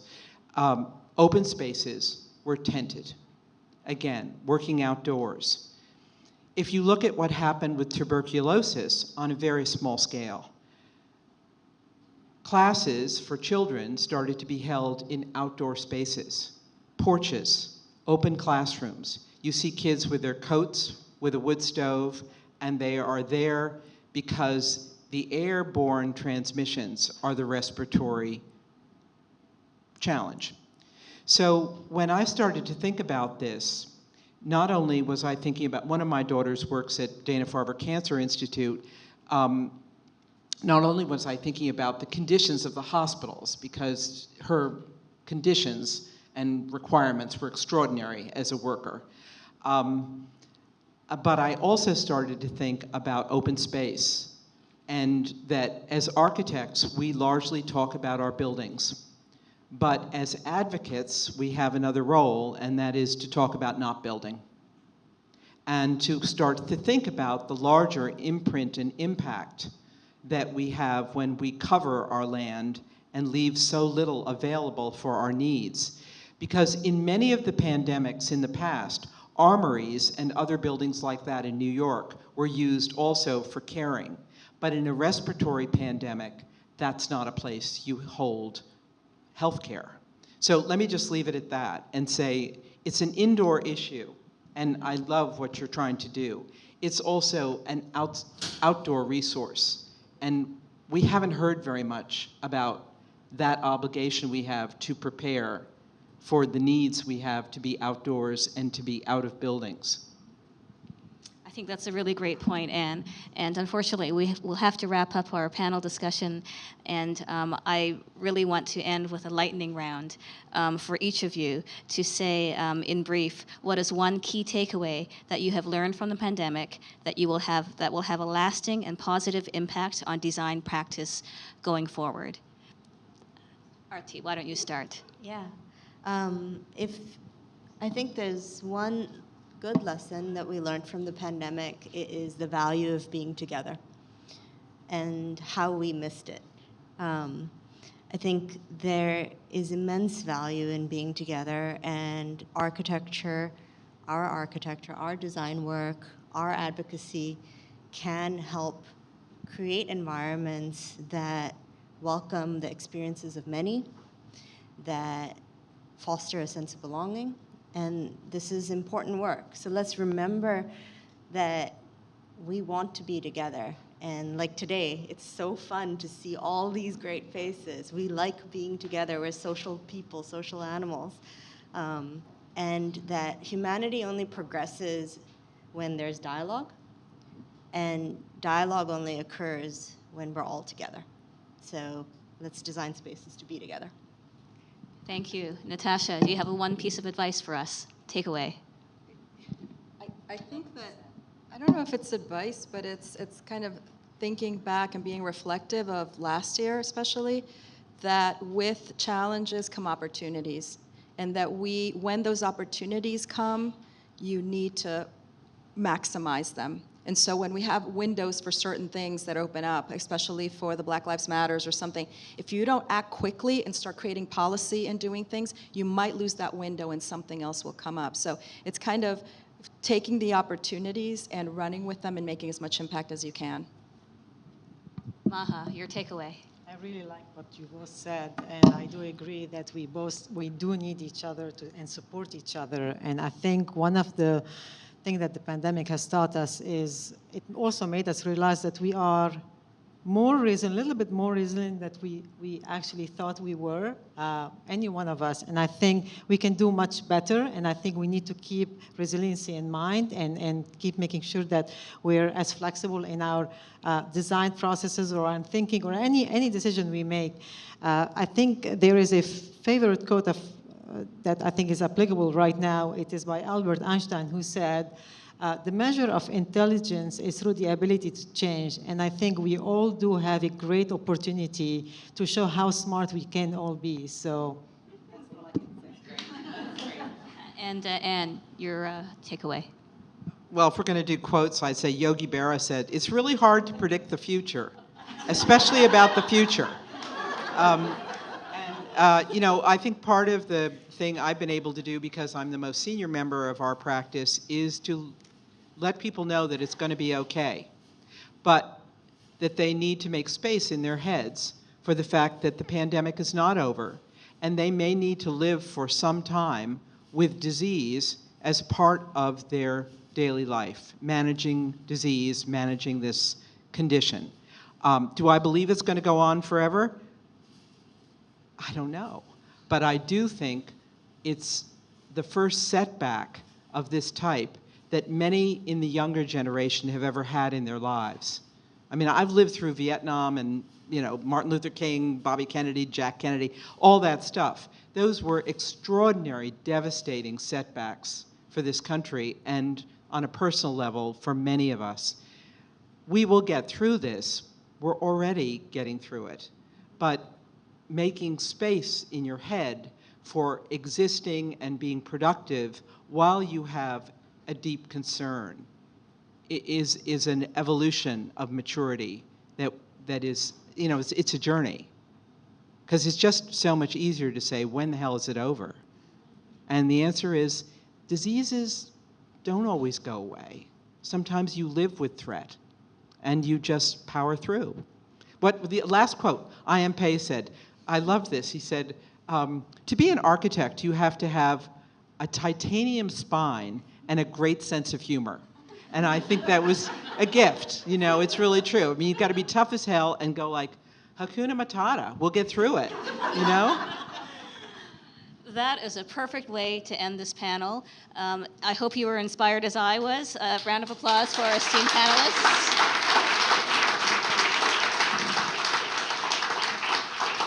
Thank you, Maha, Arti, Natasha, and that was a wonderful discussion. Do we have time? Thank you. Okay, Wells? Thank you. Okay, thank you, ladies. We are going to, I think, shorten our break or perhaps skip our break so that we can start our next session on time, just due to the schedules of some of our speakers. So if you need to take a break, please do, but we're going to roll right into our In Dialogue with session in just a couple of minutes, okay? Thanks.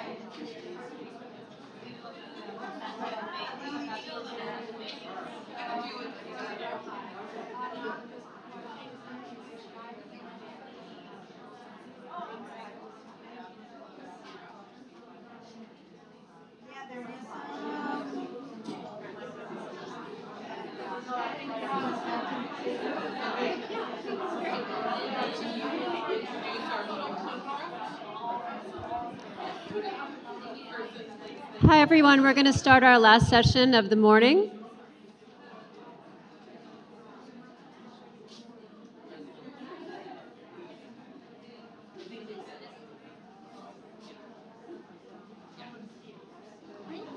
That was really great. There was so much. Well, and also so many like different perspectives, almost like Okay, so great facets on the same. Yeah, it's great.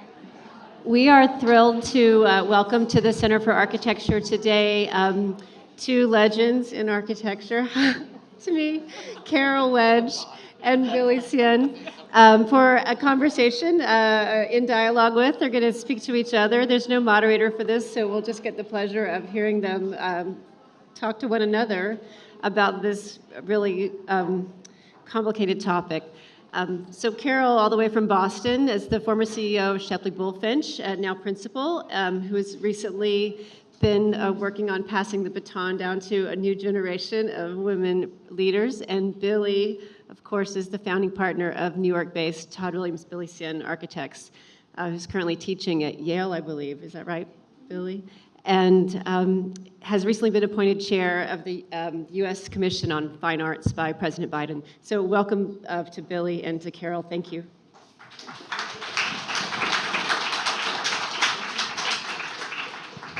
You start. Was that not the best presentation you've ever heard that you can ever remember? Because there are so many great things that were said during, I mean, I saw Carol's taking notes. I was trying to take notes in my head. Yeah, I'm a note taker. So I forget what we're supposed to do. We're supposed to introduce We're our a fireside chat. We're fireside chat, minus the fire, but the HVAC will turn on, and you'll all know it, because every time it turns on, it's a little intense. So we were trying to think about how we could get into just chatting. And so I'm using something that is actually a show that's done by an amazing person whose name I just forgot, but it's called Person, Place, and Thing. So I said to Carol, don't tell me what your person, place, or thing is, but we're gonna maybe start out by doing our personal person, place, and thing, and our professional one, in order to try to get into this sort of sense of how we think about, have been thinking about, have been living the pandemic, both as people and as professionals. Great. So got that? And so I think, we had a couple of phone calls and talked about how do you enter this conversation and how do you reflect on, and I think the panel was amazing. I love the quote of titanium spine and sense of humor. And the thing I would add to that is use your voice. You're the only one that has it, so you get to use it. When I reflected on my personal aspect and I started drawing sketches of this almost like concentric, you drop a pebble in a pond and it has this ripple effect, I felt like that's what the pandemic has felt like to me. We didn't quite know what the next ripple was or what the next chapter was going to be. But for me, my person was really my life partner and my husband, who I probably have been taking advantage of for 20 years, who's very patient with me as I flew all over the country and worked all over the place and was very ambitious. And he was sort of the rock for our family. We have 2 daughters. So all 4 of us were together for basically the 18 months. And I think that I just recentered to appreciate things that I felt like in hindsight I'd probably taken for granted. I thought I was appreciating them, but I don't think I really was. And that's a whole longer story because we've been married for over 30 years. My place was the deck in our house. So of course, for the first 6 or 10 months, I had like a 5-mile circle. After that, I would drive 10 miles away and think, wow, that was like really far from home. But I also think we sort of needed reflection to sit outside and just like look at the bird feeder and just kind of process the 12 Zoom calls we had today. And so I felt like all of our brains were like being challenged to actually communicate in this way, but also absorb the anxiety. And so I would go from, again, too many Zoom calls to a martini to watching the news about the election. And I was like, wow, I hope we live through this.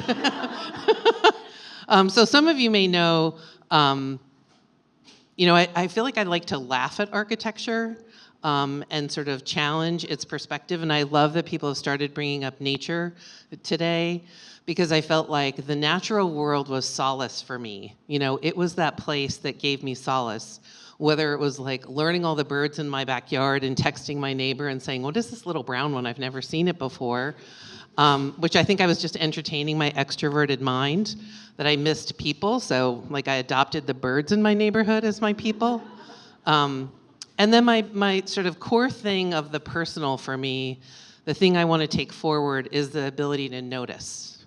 To slow down and notice racism, to notice elitism, to kind of question if we could do things differently.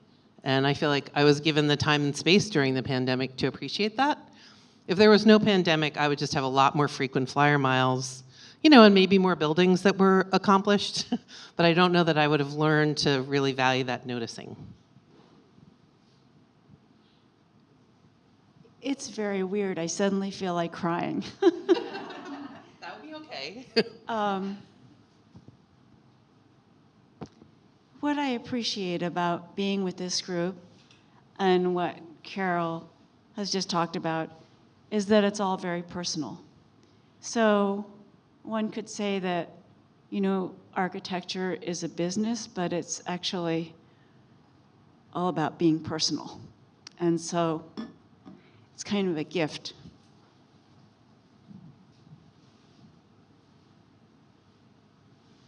I don't know why I feel this way. I think we all feel that way. So we'll cry for you to give you permission to cry. But it's funny because, okay, we're doing the personal. So mine's just like yours. And maybe that's the important message from talking about the person, place, and thing during this time is that they're very, very similar. So, person, Todd.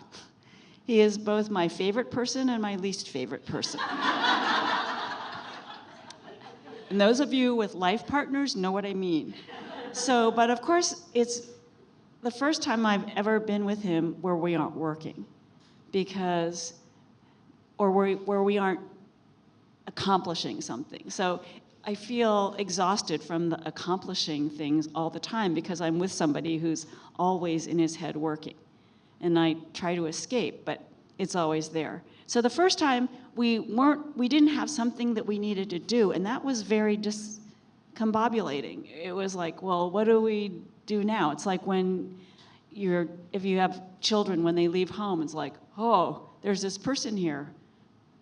What do I do with them? And it was very, very interesting to do unplanned things. So that was the discovery of that person who's, when we've been together about 40 years, actually, but I call it 80 years because, it's day and night, so it's like double. And then the place is also horizontal. And I was thinking how important the horizontal is to us.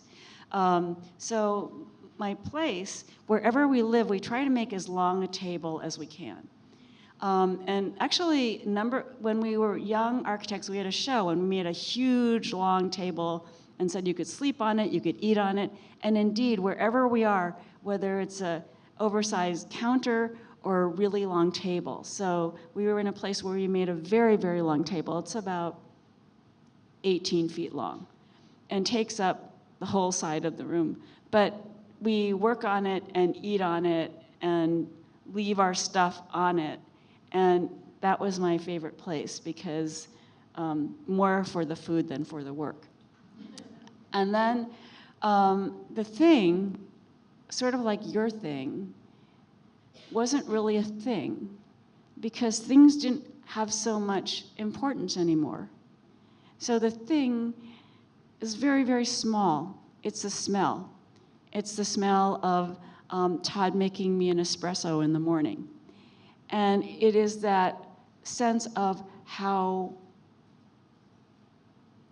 it's the other stuff that you feel and you sense that's more important than the things. So I felt like as you were talking, and I think maybe that's why I got very teary, is because I realized in a certain way it's all the same for us.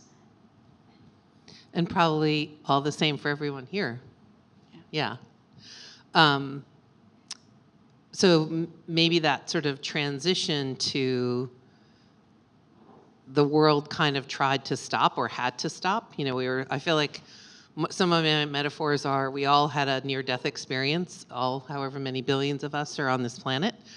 And every day they would say, 100,000 Americans will die or 200,000 Americans will die. And then someone would say, oh no, we've got this under control, which whoever believed that we had anything under control. You're still running a business and you still knew that all these people relied on you and the organization, and the clients had projects that were sort of almost like open patients, like half built, and millions of dollars at stake. And I think all those risks of the professional side also needed that kind of emotional connection of persevering. I loved, sort of what Anne talked about of like just keep going. You can only live forward. You don't get to do the Back to the Future. And we do this thing at Shepley after a project's done, we do Back to the Future because we don't like to say lessons learned because that just sounds so trite. But if you could do it again, which you'll never get to do, what would you do? So for me, I feel like the person professionally that I think of and most admire is our head of IT, who without him, it would have all been a game. His name's Jim Martin. He's, I've known him for a long time. What I love about him is he quickly said, Carol, you need to understand I'm an introvert and you're an extrovert, and it's painful for me. And, and I was like, well, thank you for sharing. But I can't think of a person who was more dedicated to reinvention. We were luckily, we had multiple offices, so everyone did already have laptops. And, we were lucky that some of the things about being a national practice played into having some infrastructure to lean on. But he was also an advisor to many firms. And through the BSA and other IT leaders groups, they all banded together to figure out how to pull off this virtual thing. So he's my professional hero, because we probably wouldn't have thrived or survived the way we did without him. The place is a new project that got kind of completely designed through Zoom and walking through Enscape, and every couple days people would say, could we just walk the model? I can't visualize this thing. So we've built a new law school at the University of Houston, and they had a sneak peek last week that we got to finally, first flight to Houston in a year and a half, maybe even longer, to walk a building that you envisioned that got built while you weren't there. We were participating in all the job meetings virtually. Our local team members did go and sort of persevered and masked up and figured out how to be as safe as possible. But kind of reappreciating that we make really cool things, and that we have the opportunity to have a really interesting impact. And so, like a lot of the inclusion and equity, it's a law school that wants to serve the community. A lot of the lawmakers that spoke who helped get the funding for it kept reminding the law school that they needed to serve the underserved community that is all around the university. And so for me, it was, again, we just provided that blank canvas that, keeps the rain out, but sort of really contributed to community. So that's the place that was important for me. I think I have 9 things in my notes for things, none of which are things. So then I thought, okay, think of a thing. Think of a physical thing. So my favorite thing of the pandemic is the Black Lives Matter painting on the street in Washington, D.C., when we so needed someone to stand up and say, Black Lives Matter in the Capitol. And I'm the mayor of D.C., and I'm just going to have my guys paint this on the street. And didn't ask for permission and didn't over worry about the ripple effects, but I think really inspired so many of us to, in many ways, say it loud, but make it show up. So that's my thing. I like your person, place, and thing better than mine. Well, you can change yours. No one's heard yours yet.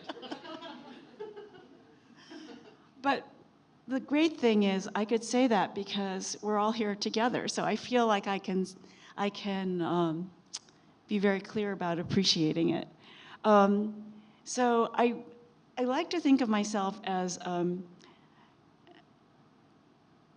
I guess, I like to think of myself as being inconsistent in a certain way, because I like to think, oh, I'm the person who will think outside of the box.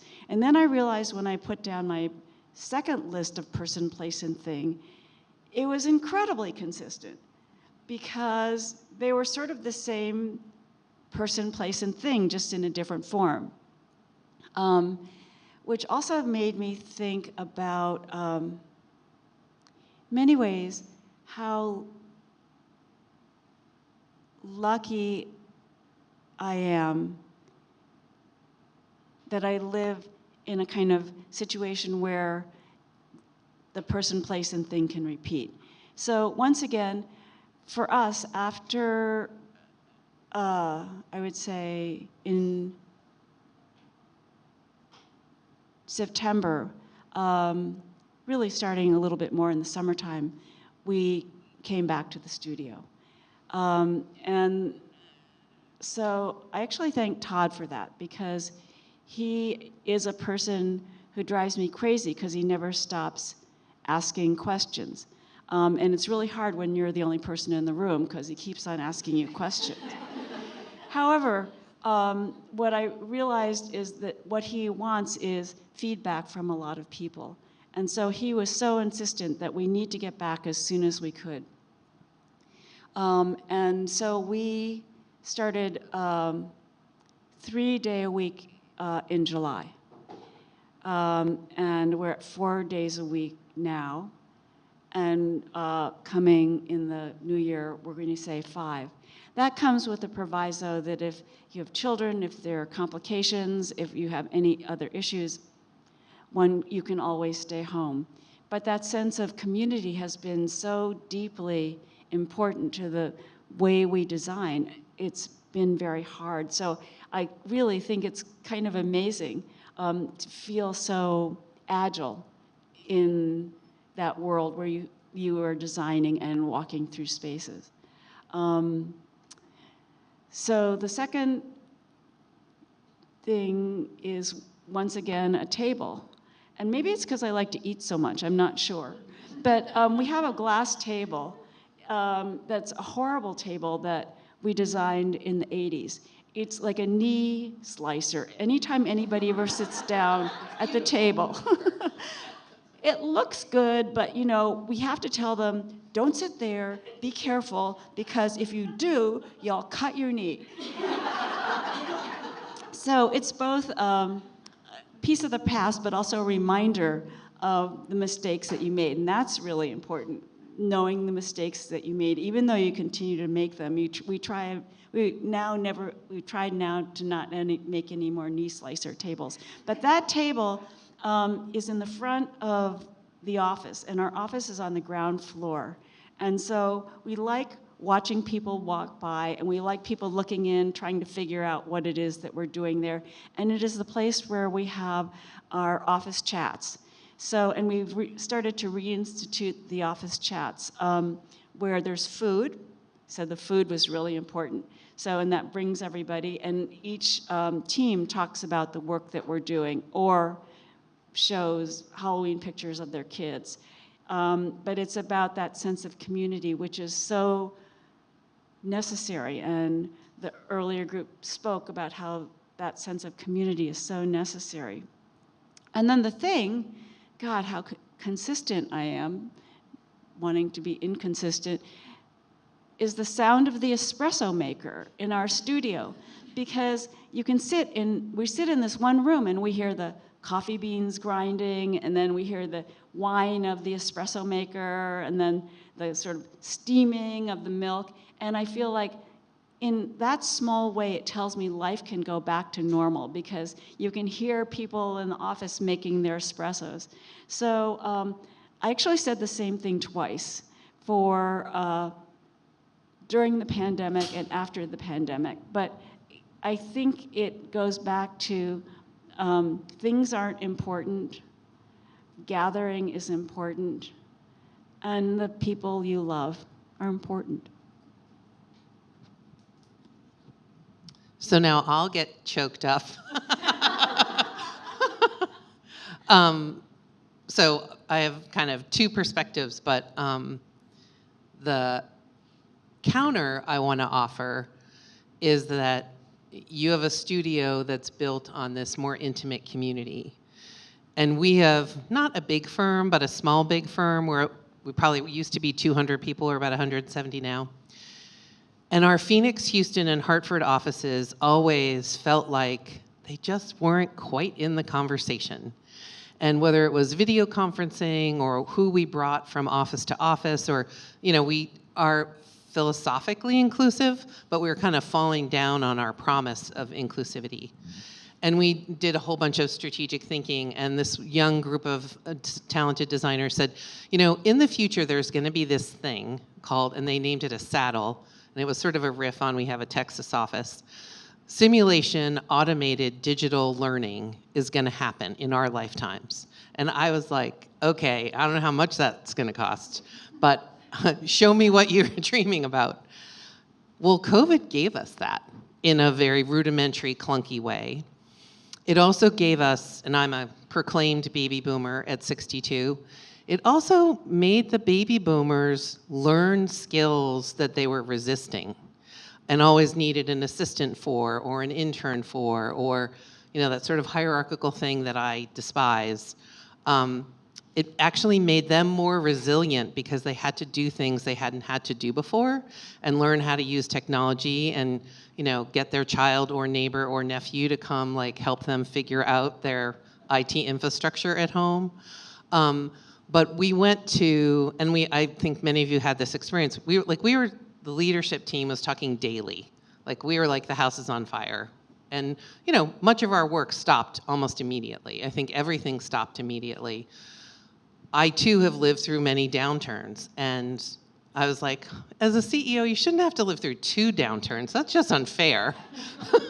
Like one was, 2008, 9, 10 was enough. Then we started having weekly town hall meetings where every single person in the firm could come here and talk about what was going on. And we were incredibly honest and incredibly open. You know, we talked a lot about the same things every week. But I think it created a different layer of community. You know, we had the intimate office communities, but they weren't connected. And so what we started hearing from Phoenix was, wow, I like really feel like I work here now. Wow, I really feel like I know people and I know the work and I get to hear from you guys all the time, not the quarterly visit that you would make. So I think, you know, for me, as we chart this adventure forward, how do we hold on to the good stuff and let go of the not so good stuff?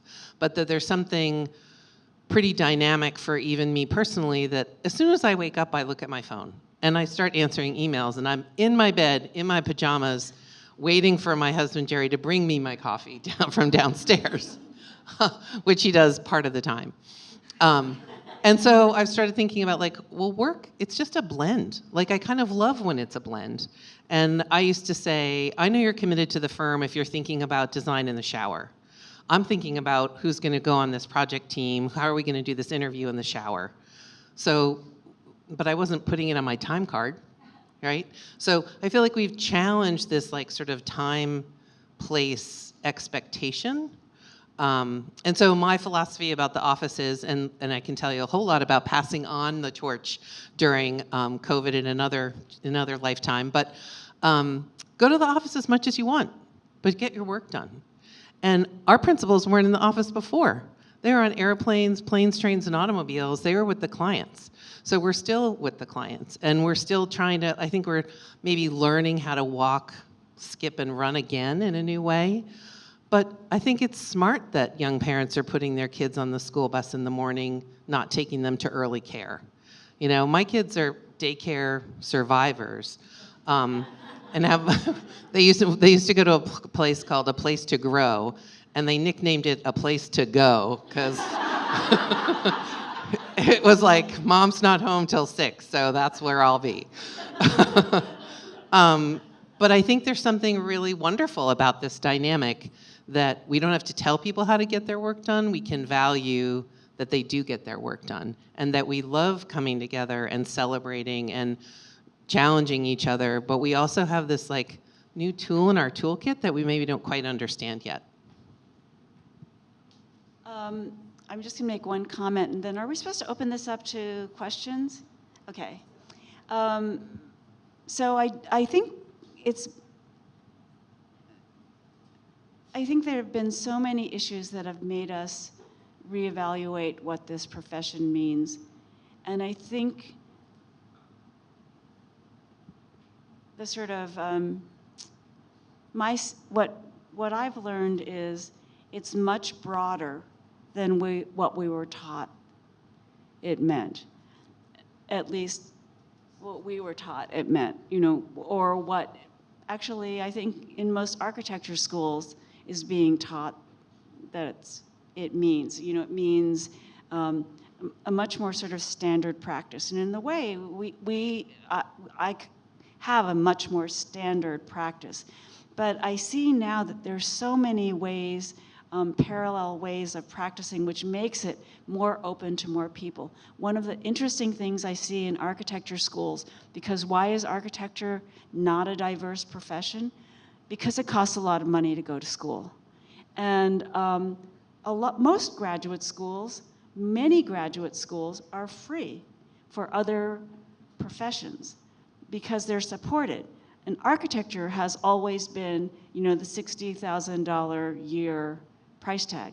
But I think architecture schools are all trying to figure out, and I know Yale is one of them, how to have students leave debt-free. Because leaving school $150,000 in debt is a burden that is impossible.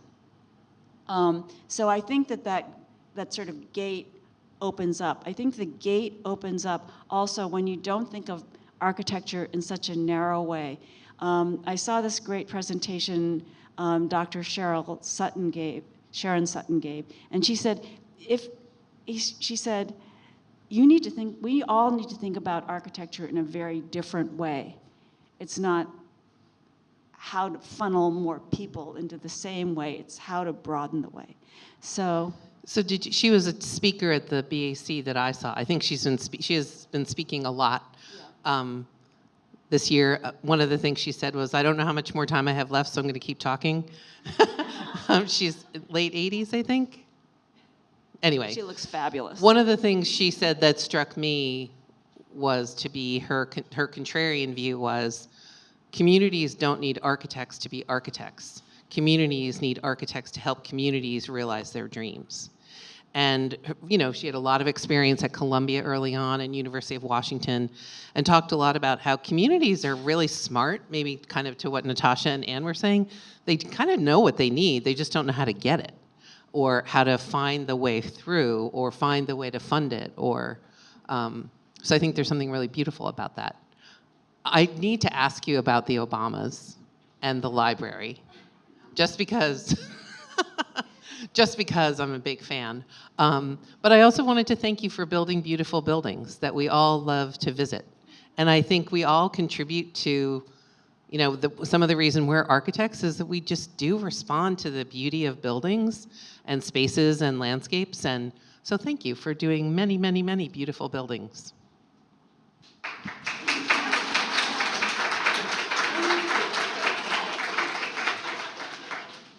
Okay, so we'll go to questions while we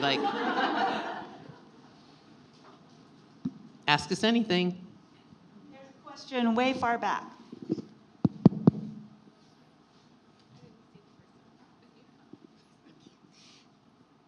Good morning, everybody, and good morning to our panel. And good morning. Put the mic up under. And good morning to our panel. It's wonderful to be in such a great space, and a space that has allowed each and every soul to come out and feel embraced, acknowledged, and loved. I want to thank you, all women and some men. Most of all, you had mentioned the person, place, and thing. And as I was sitting back there, my wheels were turning, and I thought, person, I put myself there. Place, it's where I am right now. And thing is maybe the machine, but also the other person who is there. And then I turned it on its heels, and I had person as our journey, the people we meet, the events we come across. Space, again, or place is where we are. And I become a thing. I become a thing, an instrument to navigate this journey, giving out rockets of whatever is within me, because COVID has taught us we have to look within. Originally, I am from Kenya, East Africa. and I was locked there by COVID. But what happened, the resilience of the human being, we were forced to look back at the soul, look back at the spirit. So I want to thank you because I believe that especially architecture is evolving on, let me put it, on the riding on the shell of spirit. Spirit is the tortoise, and we're going forward. So it's really not about what we create in the 3D. It's what we draw from within us that then comes out and helps us to create things that are not so alien, that can create a great symbiosis for the human being, and things like poverty, in fact, even diseases, could be addressed, thought about. But one more thing before I leave, and I want to thank you very much, is the earlier panel had said that now we're looking at space. We're looking at the outside. In Africa, in Kenya, now we have elephants running all over the place. People have to stop to let a herd of elephants walk by. Nature rebuilt itself. Nature was given a moment to come out and evolve and shine. So thank you so much for what you're doing. I don't know if I had a question, but I want to... I don't think Thanks so, but for sharing. I want to thank you. I do have one, sorry. How are you now going to put first and foremost the attitude and the approach of spirit, of looking at individuals as souls? How are you going to do that in your firms, and also, most importantly, as you reach out into the community and towards your clients? How are you going to... COVID has given us a default setting. How do you bring back that aspect? And thank you so much. Sorry, thank you. But you know, that's a very, very, very important question that we all need to ask ourselves all the time. And I think that's something that we've all come to face now. So I thank you for articulating that, because it is the question that we have to keep on asking ourselves as we move forward. Yeah, I think sort of having the patience to let it evolve and not forcing it. So there's a book I just started reading called The Art of the Open-Ended Question. And sometimes I think I work with people who are much better at that than I am. But sometimes I think as architects, we're taught to already have an opinion before we listen. And we, kind of what Sharon Sutton was saying, show up with an attitude about what somebody or a community or a client needs, and we haven't even gotten to know them or listened to them or been patient for it to kind of present itself. And I think Annabelle kind of talked about that. I thought it was interesting when she was like, I've been thinking about it and thinking about it and thinking about it, trying to unlock this puzzle, but also listen to what the community needed. I think that's something we can hold on to, that I think tries to connect back to the comments you just made. Thank you. Yeah, there's a question in the back.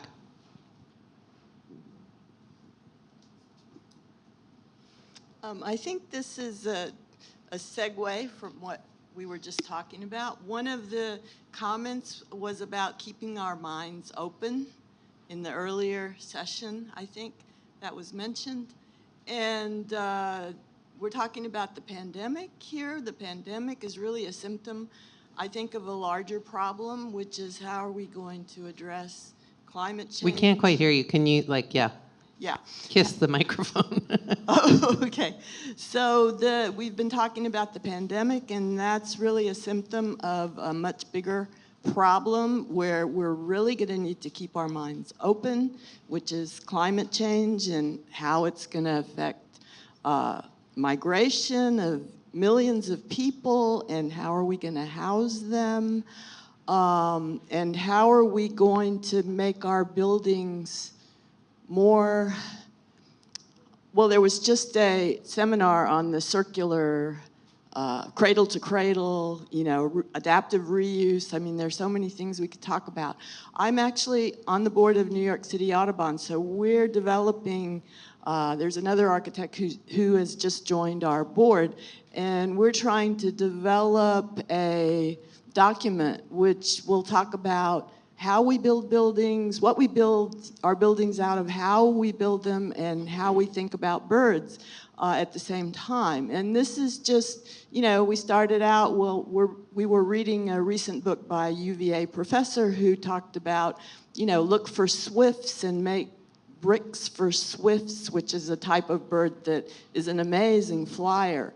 So I was wondering, like with the Obama Library, I know there's a park adjoining. What are your thoughts on your projects with how you're thinking about making the buildings serve people and wildlife at the same time? And, think about climate change. So it's kind of a big, all over the place question, but anyway. Okay.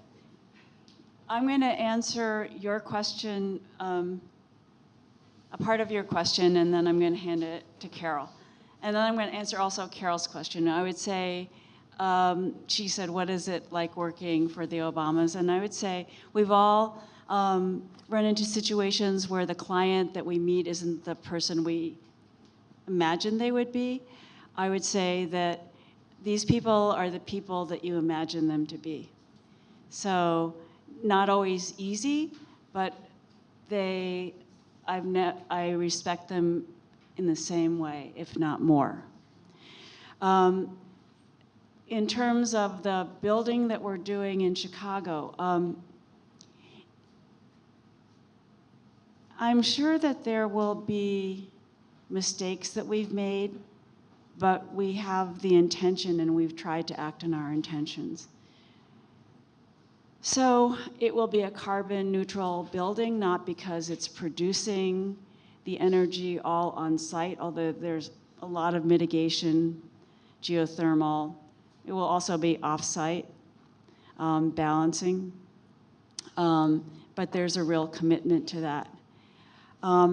It is in a park. Chicago is amazing in that it has almost a continuous park along Lake Michigan, and it's really sort of restoring and enhancing that park. A lot of our building will have the park actually coming over the top of it. So from the park side, you won't see the building until you get on top of the building or until you walk through. There's a tower. I would like to say that I imagine that I think we were aware of the life and certainly the birds. It's a solid building with some glass, but it's primarily solid. And I think when it's a solid building, it is less of a confusion in terms of birds flying into glass. Why do we make it solid? It wasn't because we were thinking about birds flying into glass, but we wanted to make a 500-year building. Maybe that's crazy, but I think whenever we build, we want to make buildings that will last, okay, 100 years minimum, but we're going for 250. And I think what Anne said about not building is a very, very important thing for us to think about as architects. And I think the whole idea of reusing buildings, which is a lot of the work that Anne does, and I know it's something that you do too, is the most sustainable building. So I think the most sustainable building practice you can make, building that you can make as a practice, is one that is built to last and that hopefully can be reused in the future rather than torn down. Yeah, and sort of beloved and reinvented. The thing, maybe I'll add a different angle on that. So I've been very involved with the Green Ribbon Commission in Boston, who's been working on basically teaching people how to think about themselves and their organizations and its relationship to climate.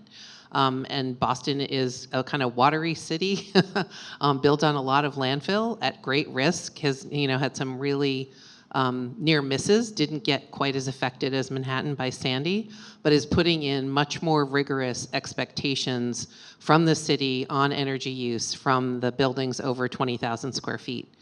The other piece is I think we have to find the funding and the advocacy to help smaller homeowners and building owners change their buildings and really understand what that means. I think it's a lot of teaching. I don't think every single person walking by this building understands climate change or how it affects them or what they need to do or why going to all electric buildings or net positive buildings is possible. So I think we're a big team that have to help people understand what it means. I always feel like when we get hired to do a lot of really early programming and planning, and a client doesn't quite know what they need, but they know they need something. And I have a colleague that always says, the most sustainable building is the one we convince them they don't need to build.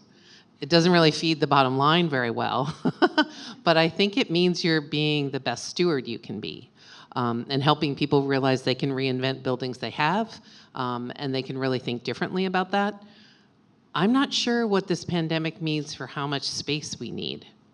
And, I've lived in my storage room for 18 months. I had a lot more space at Shepley Bulfinch. I don't need it.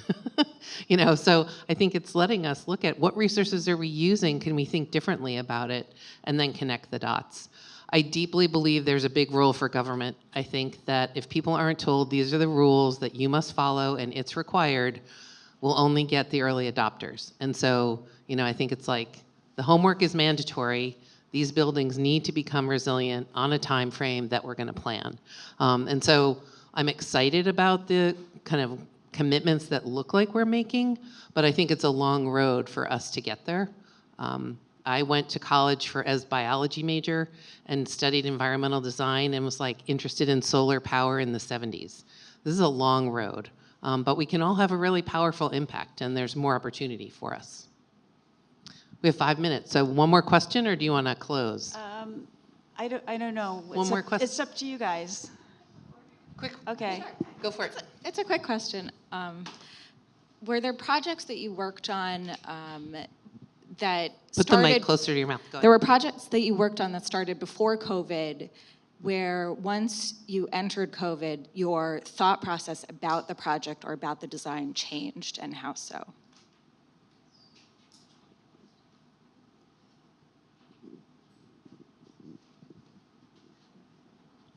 I guess the thing that comes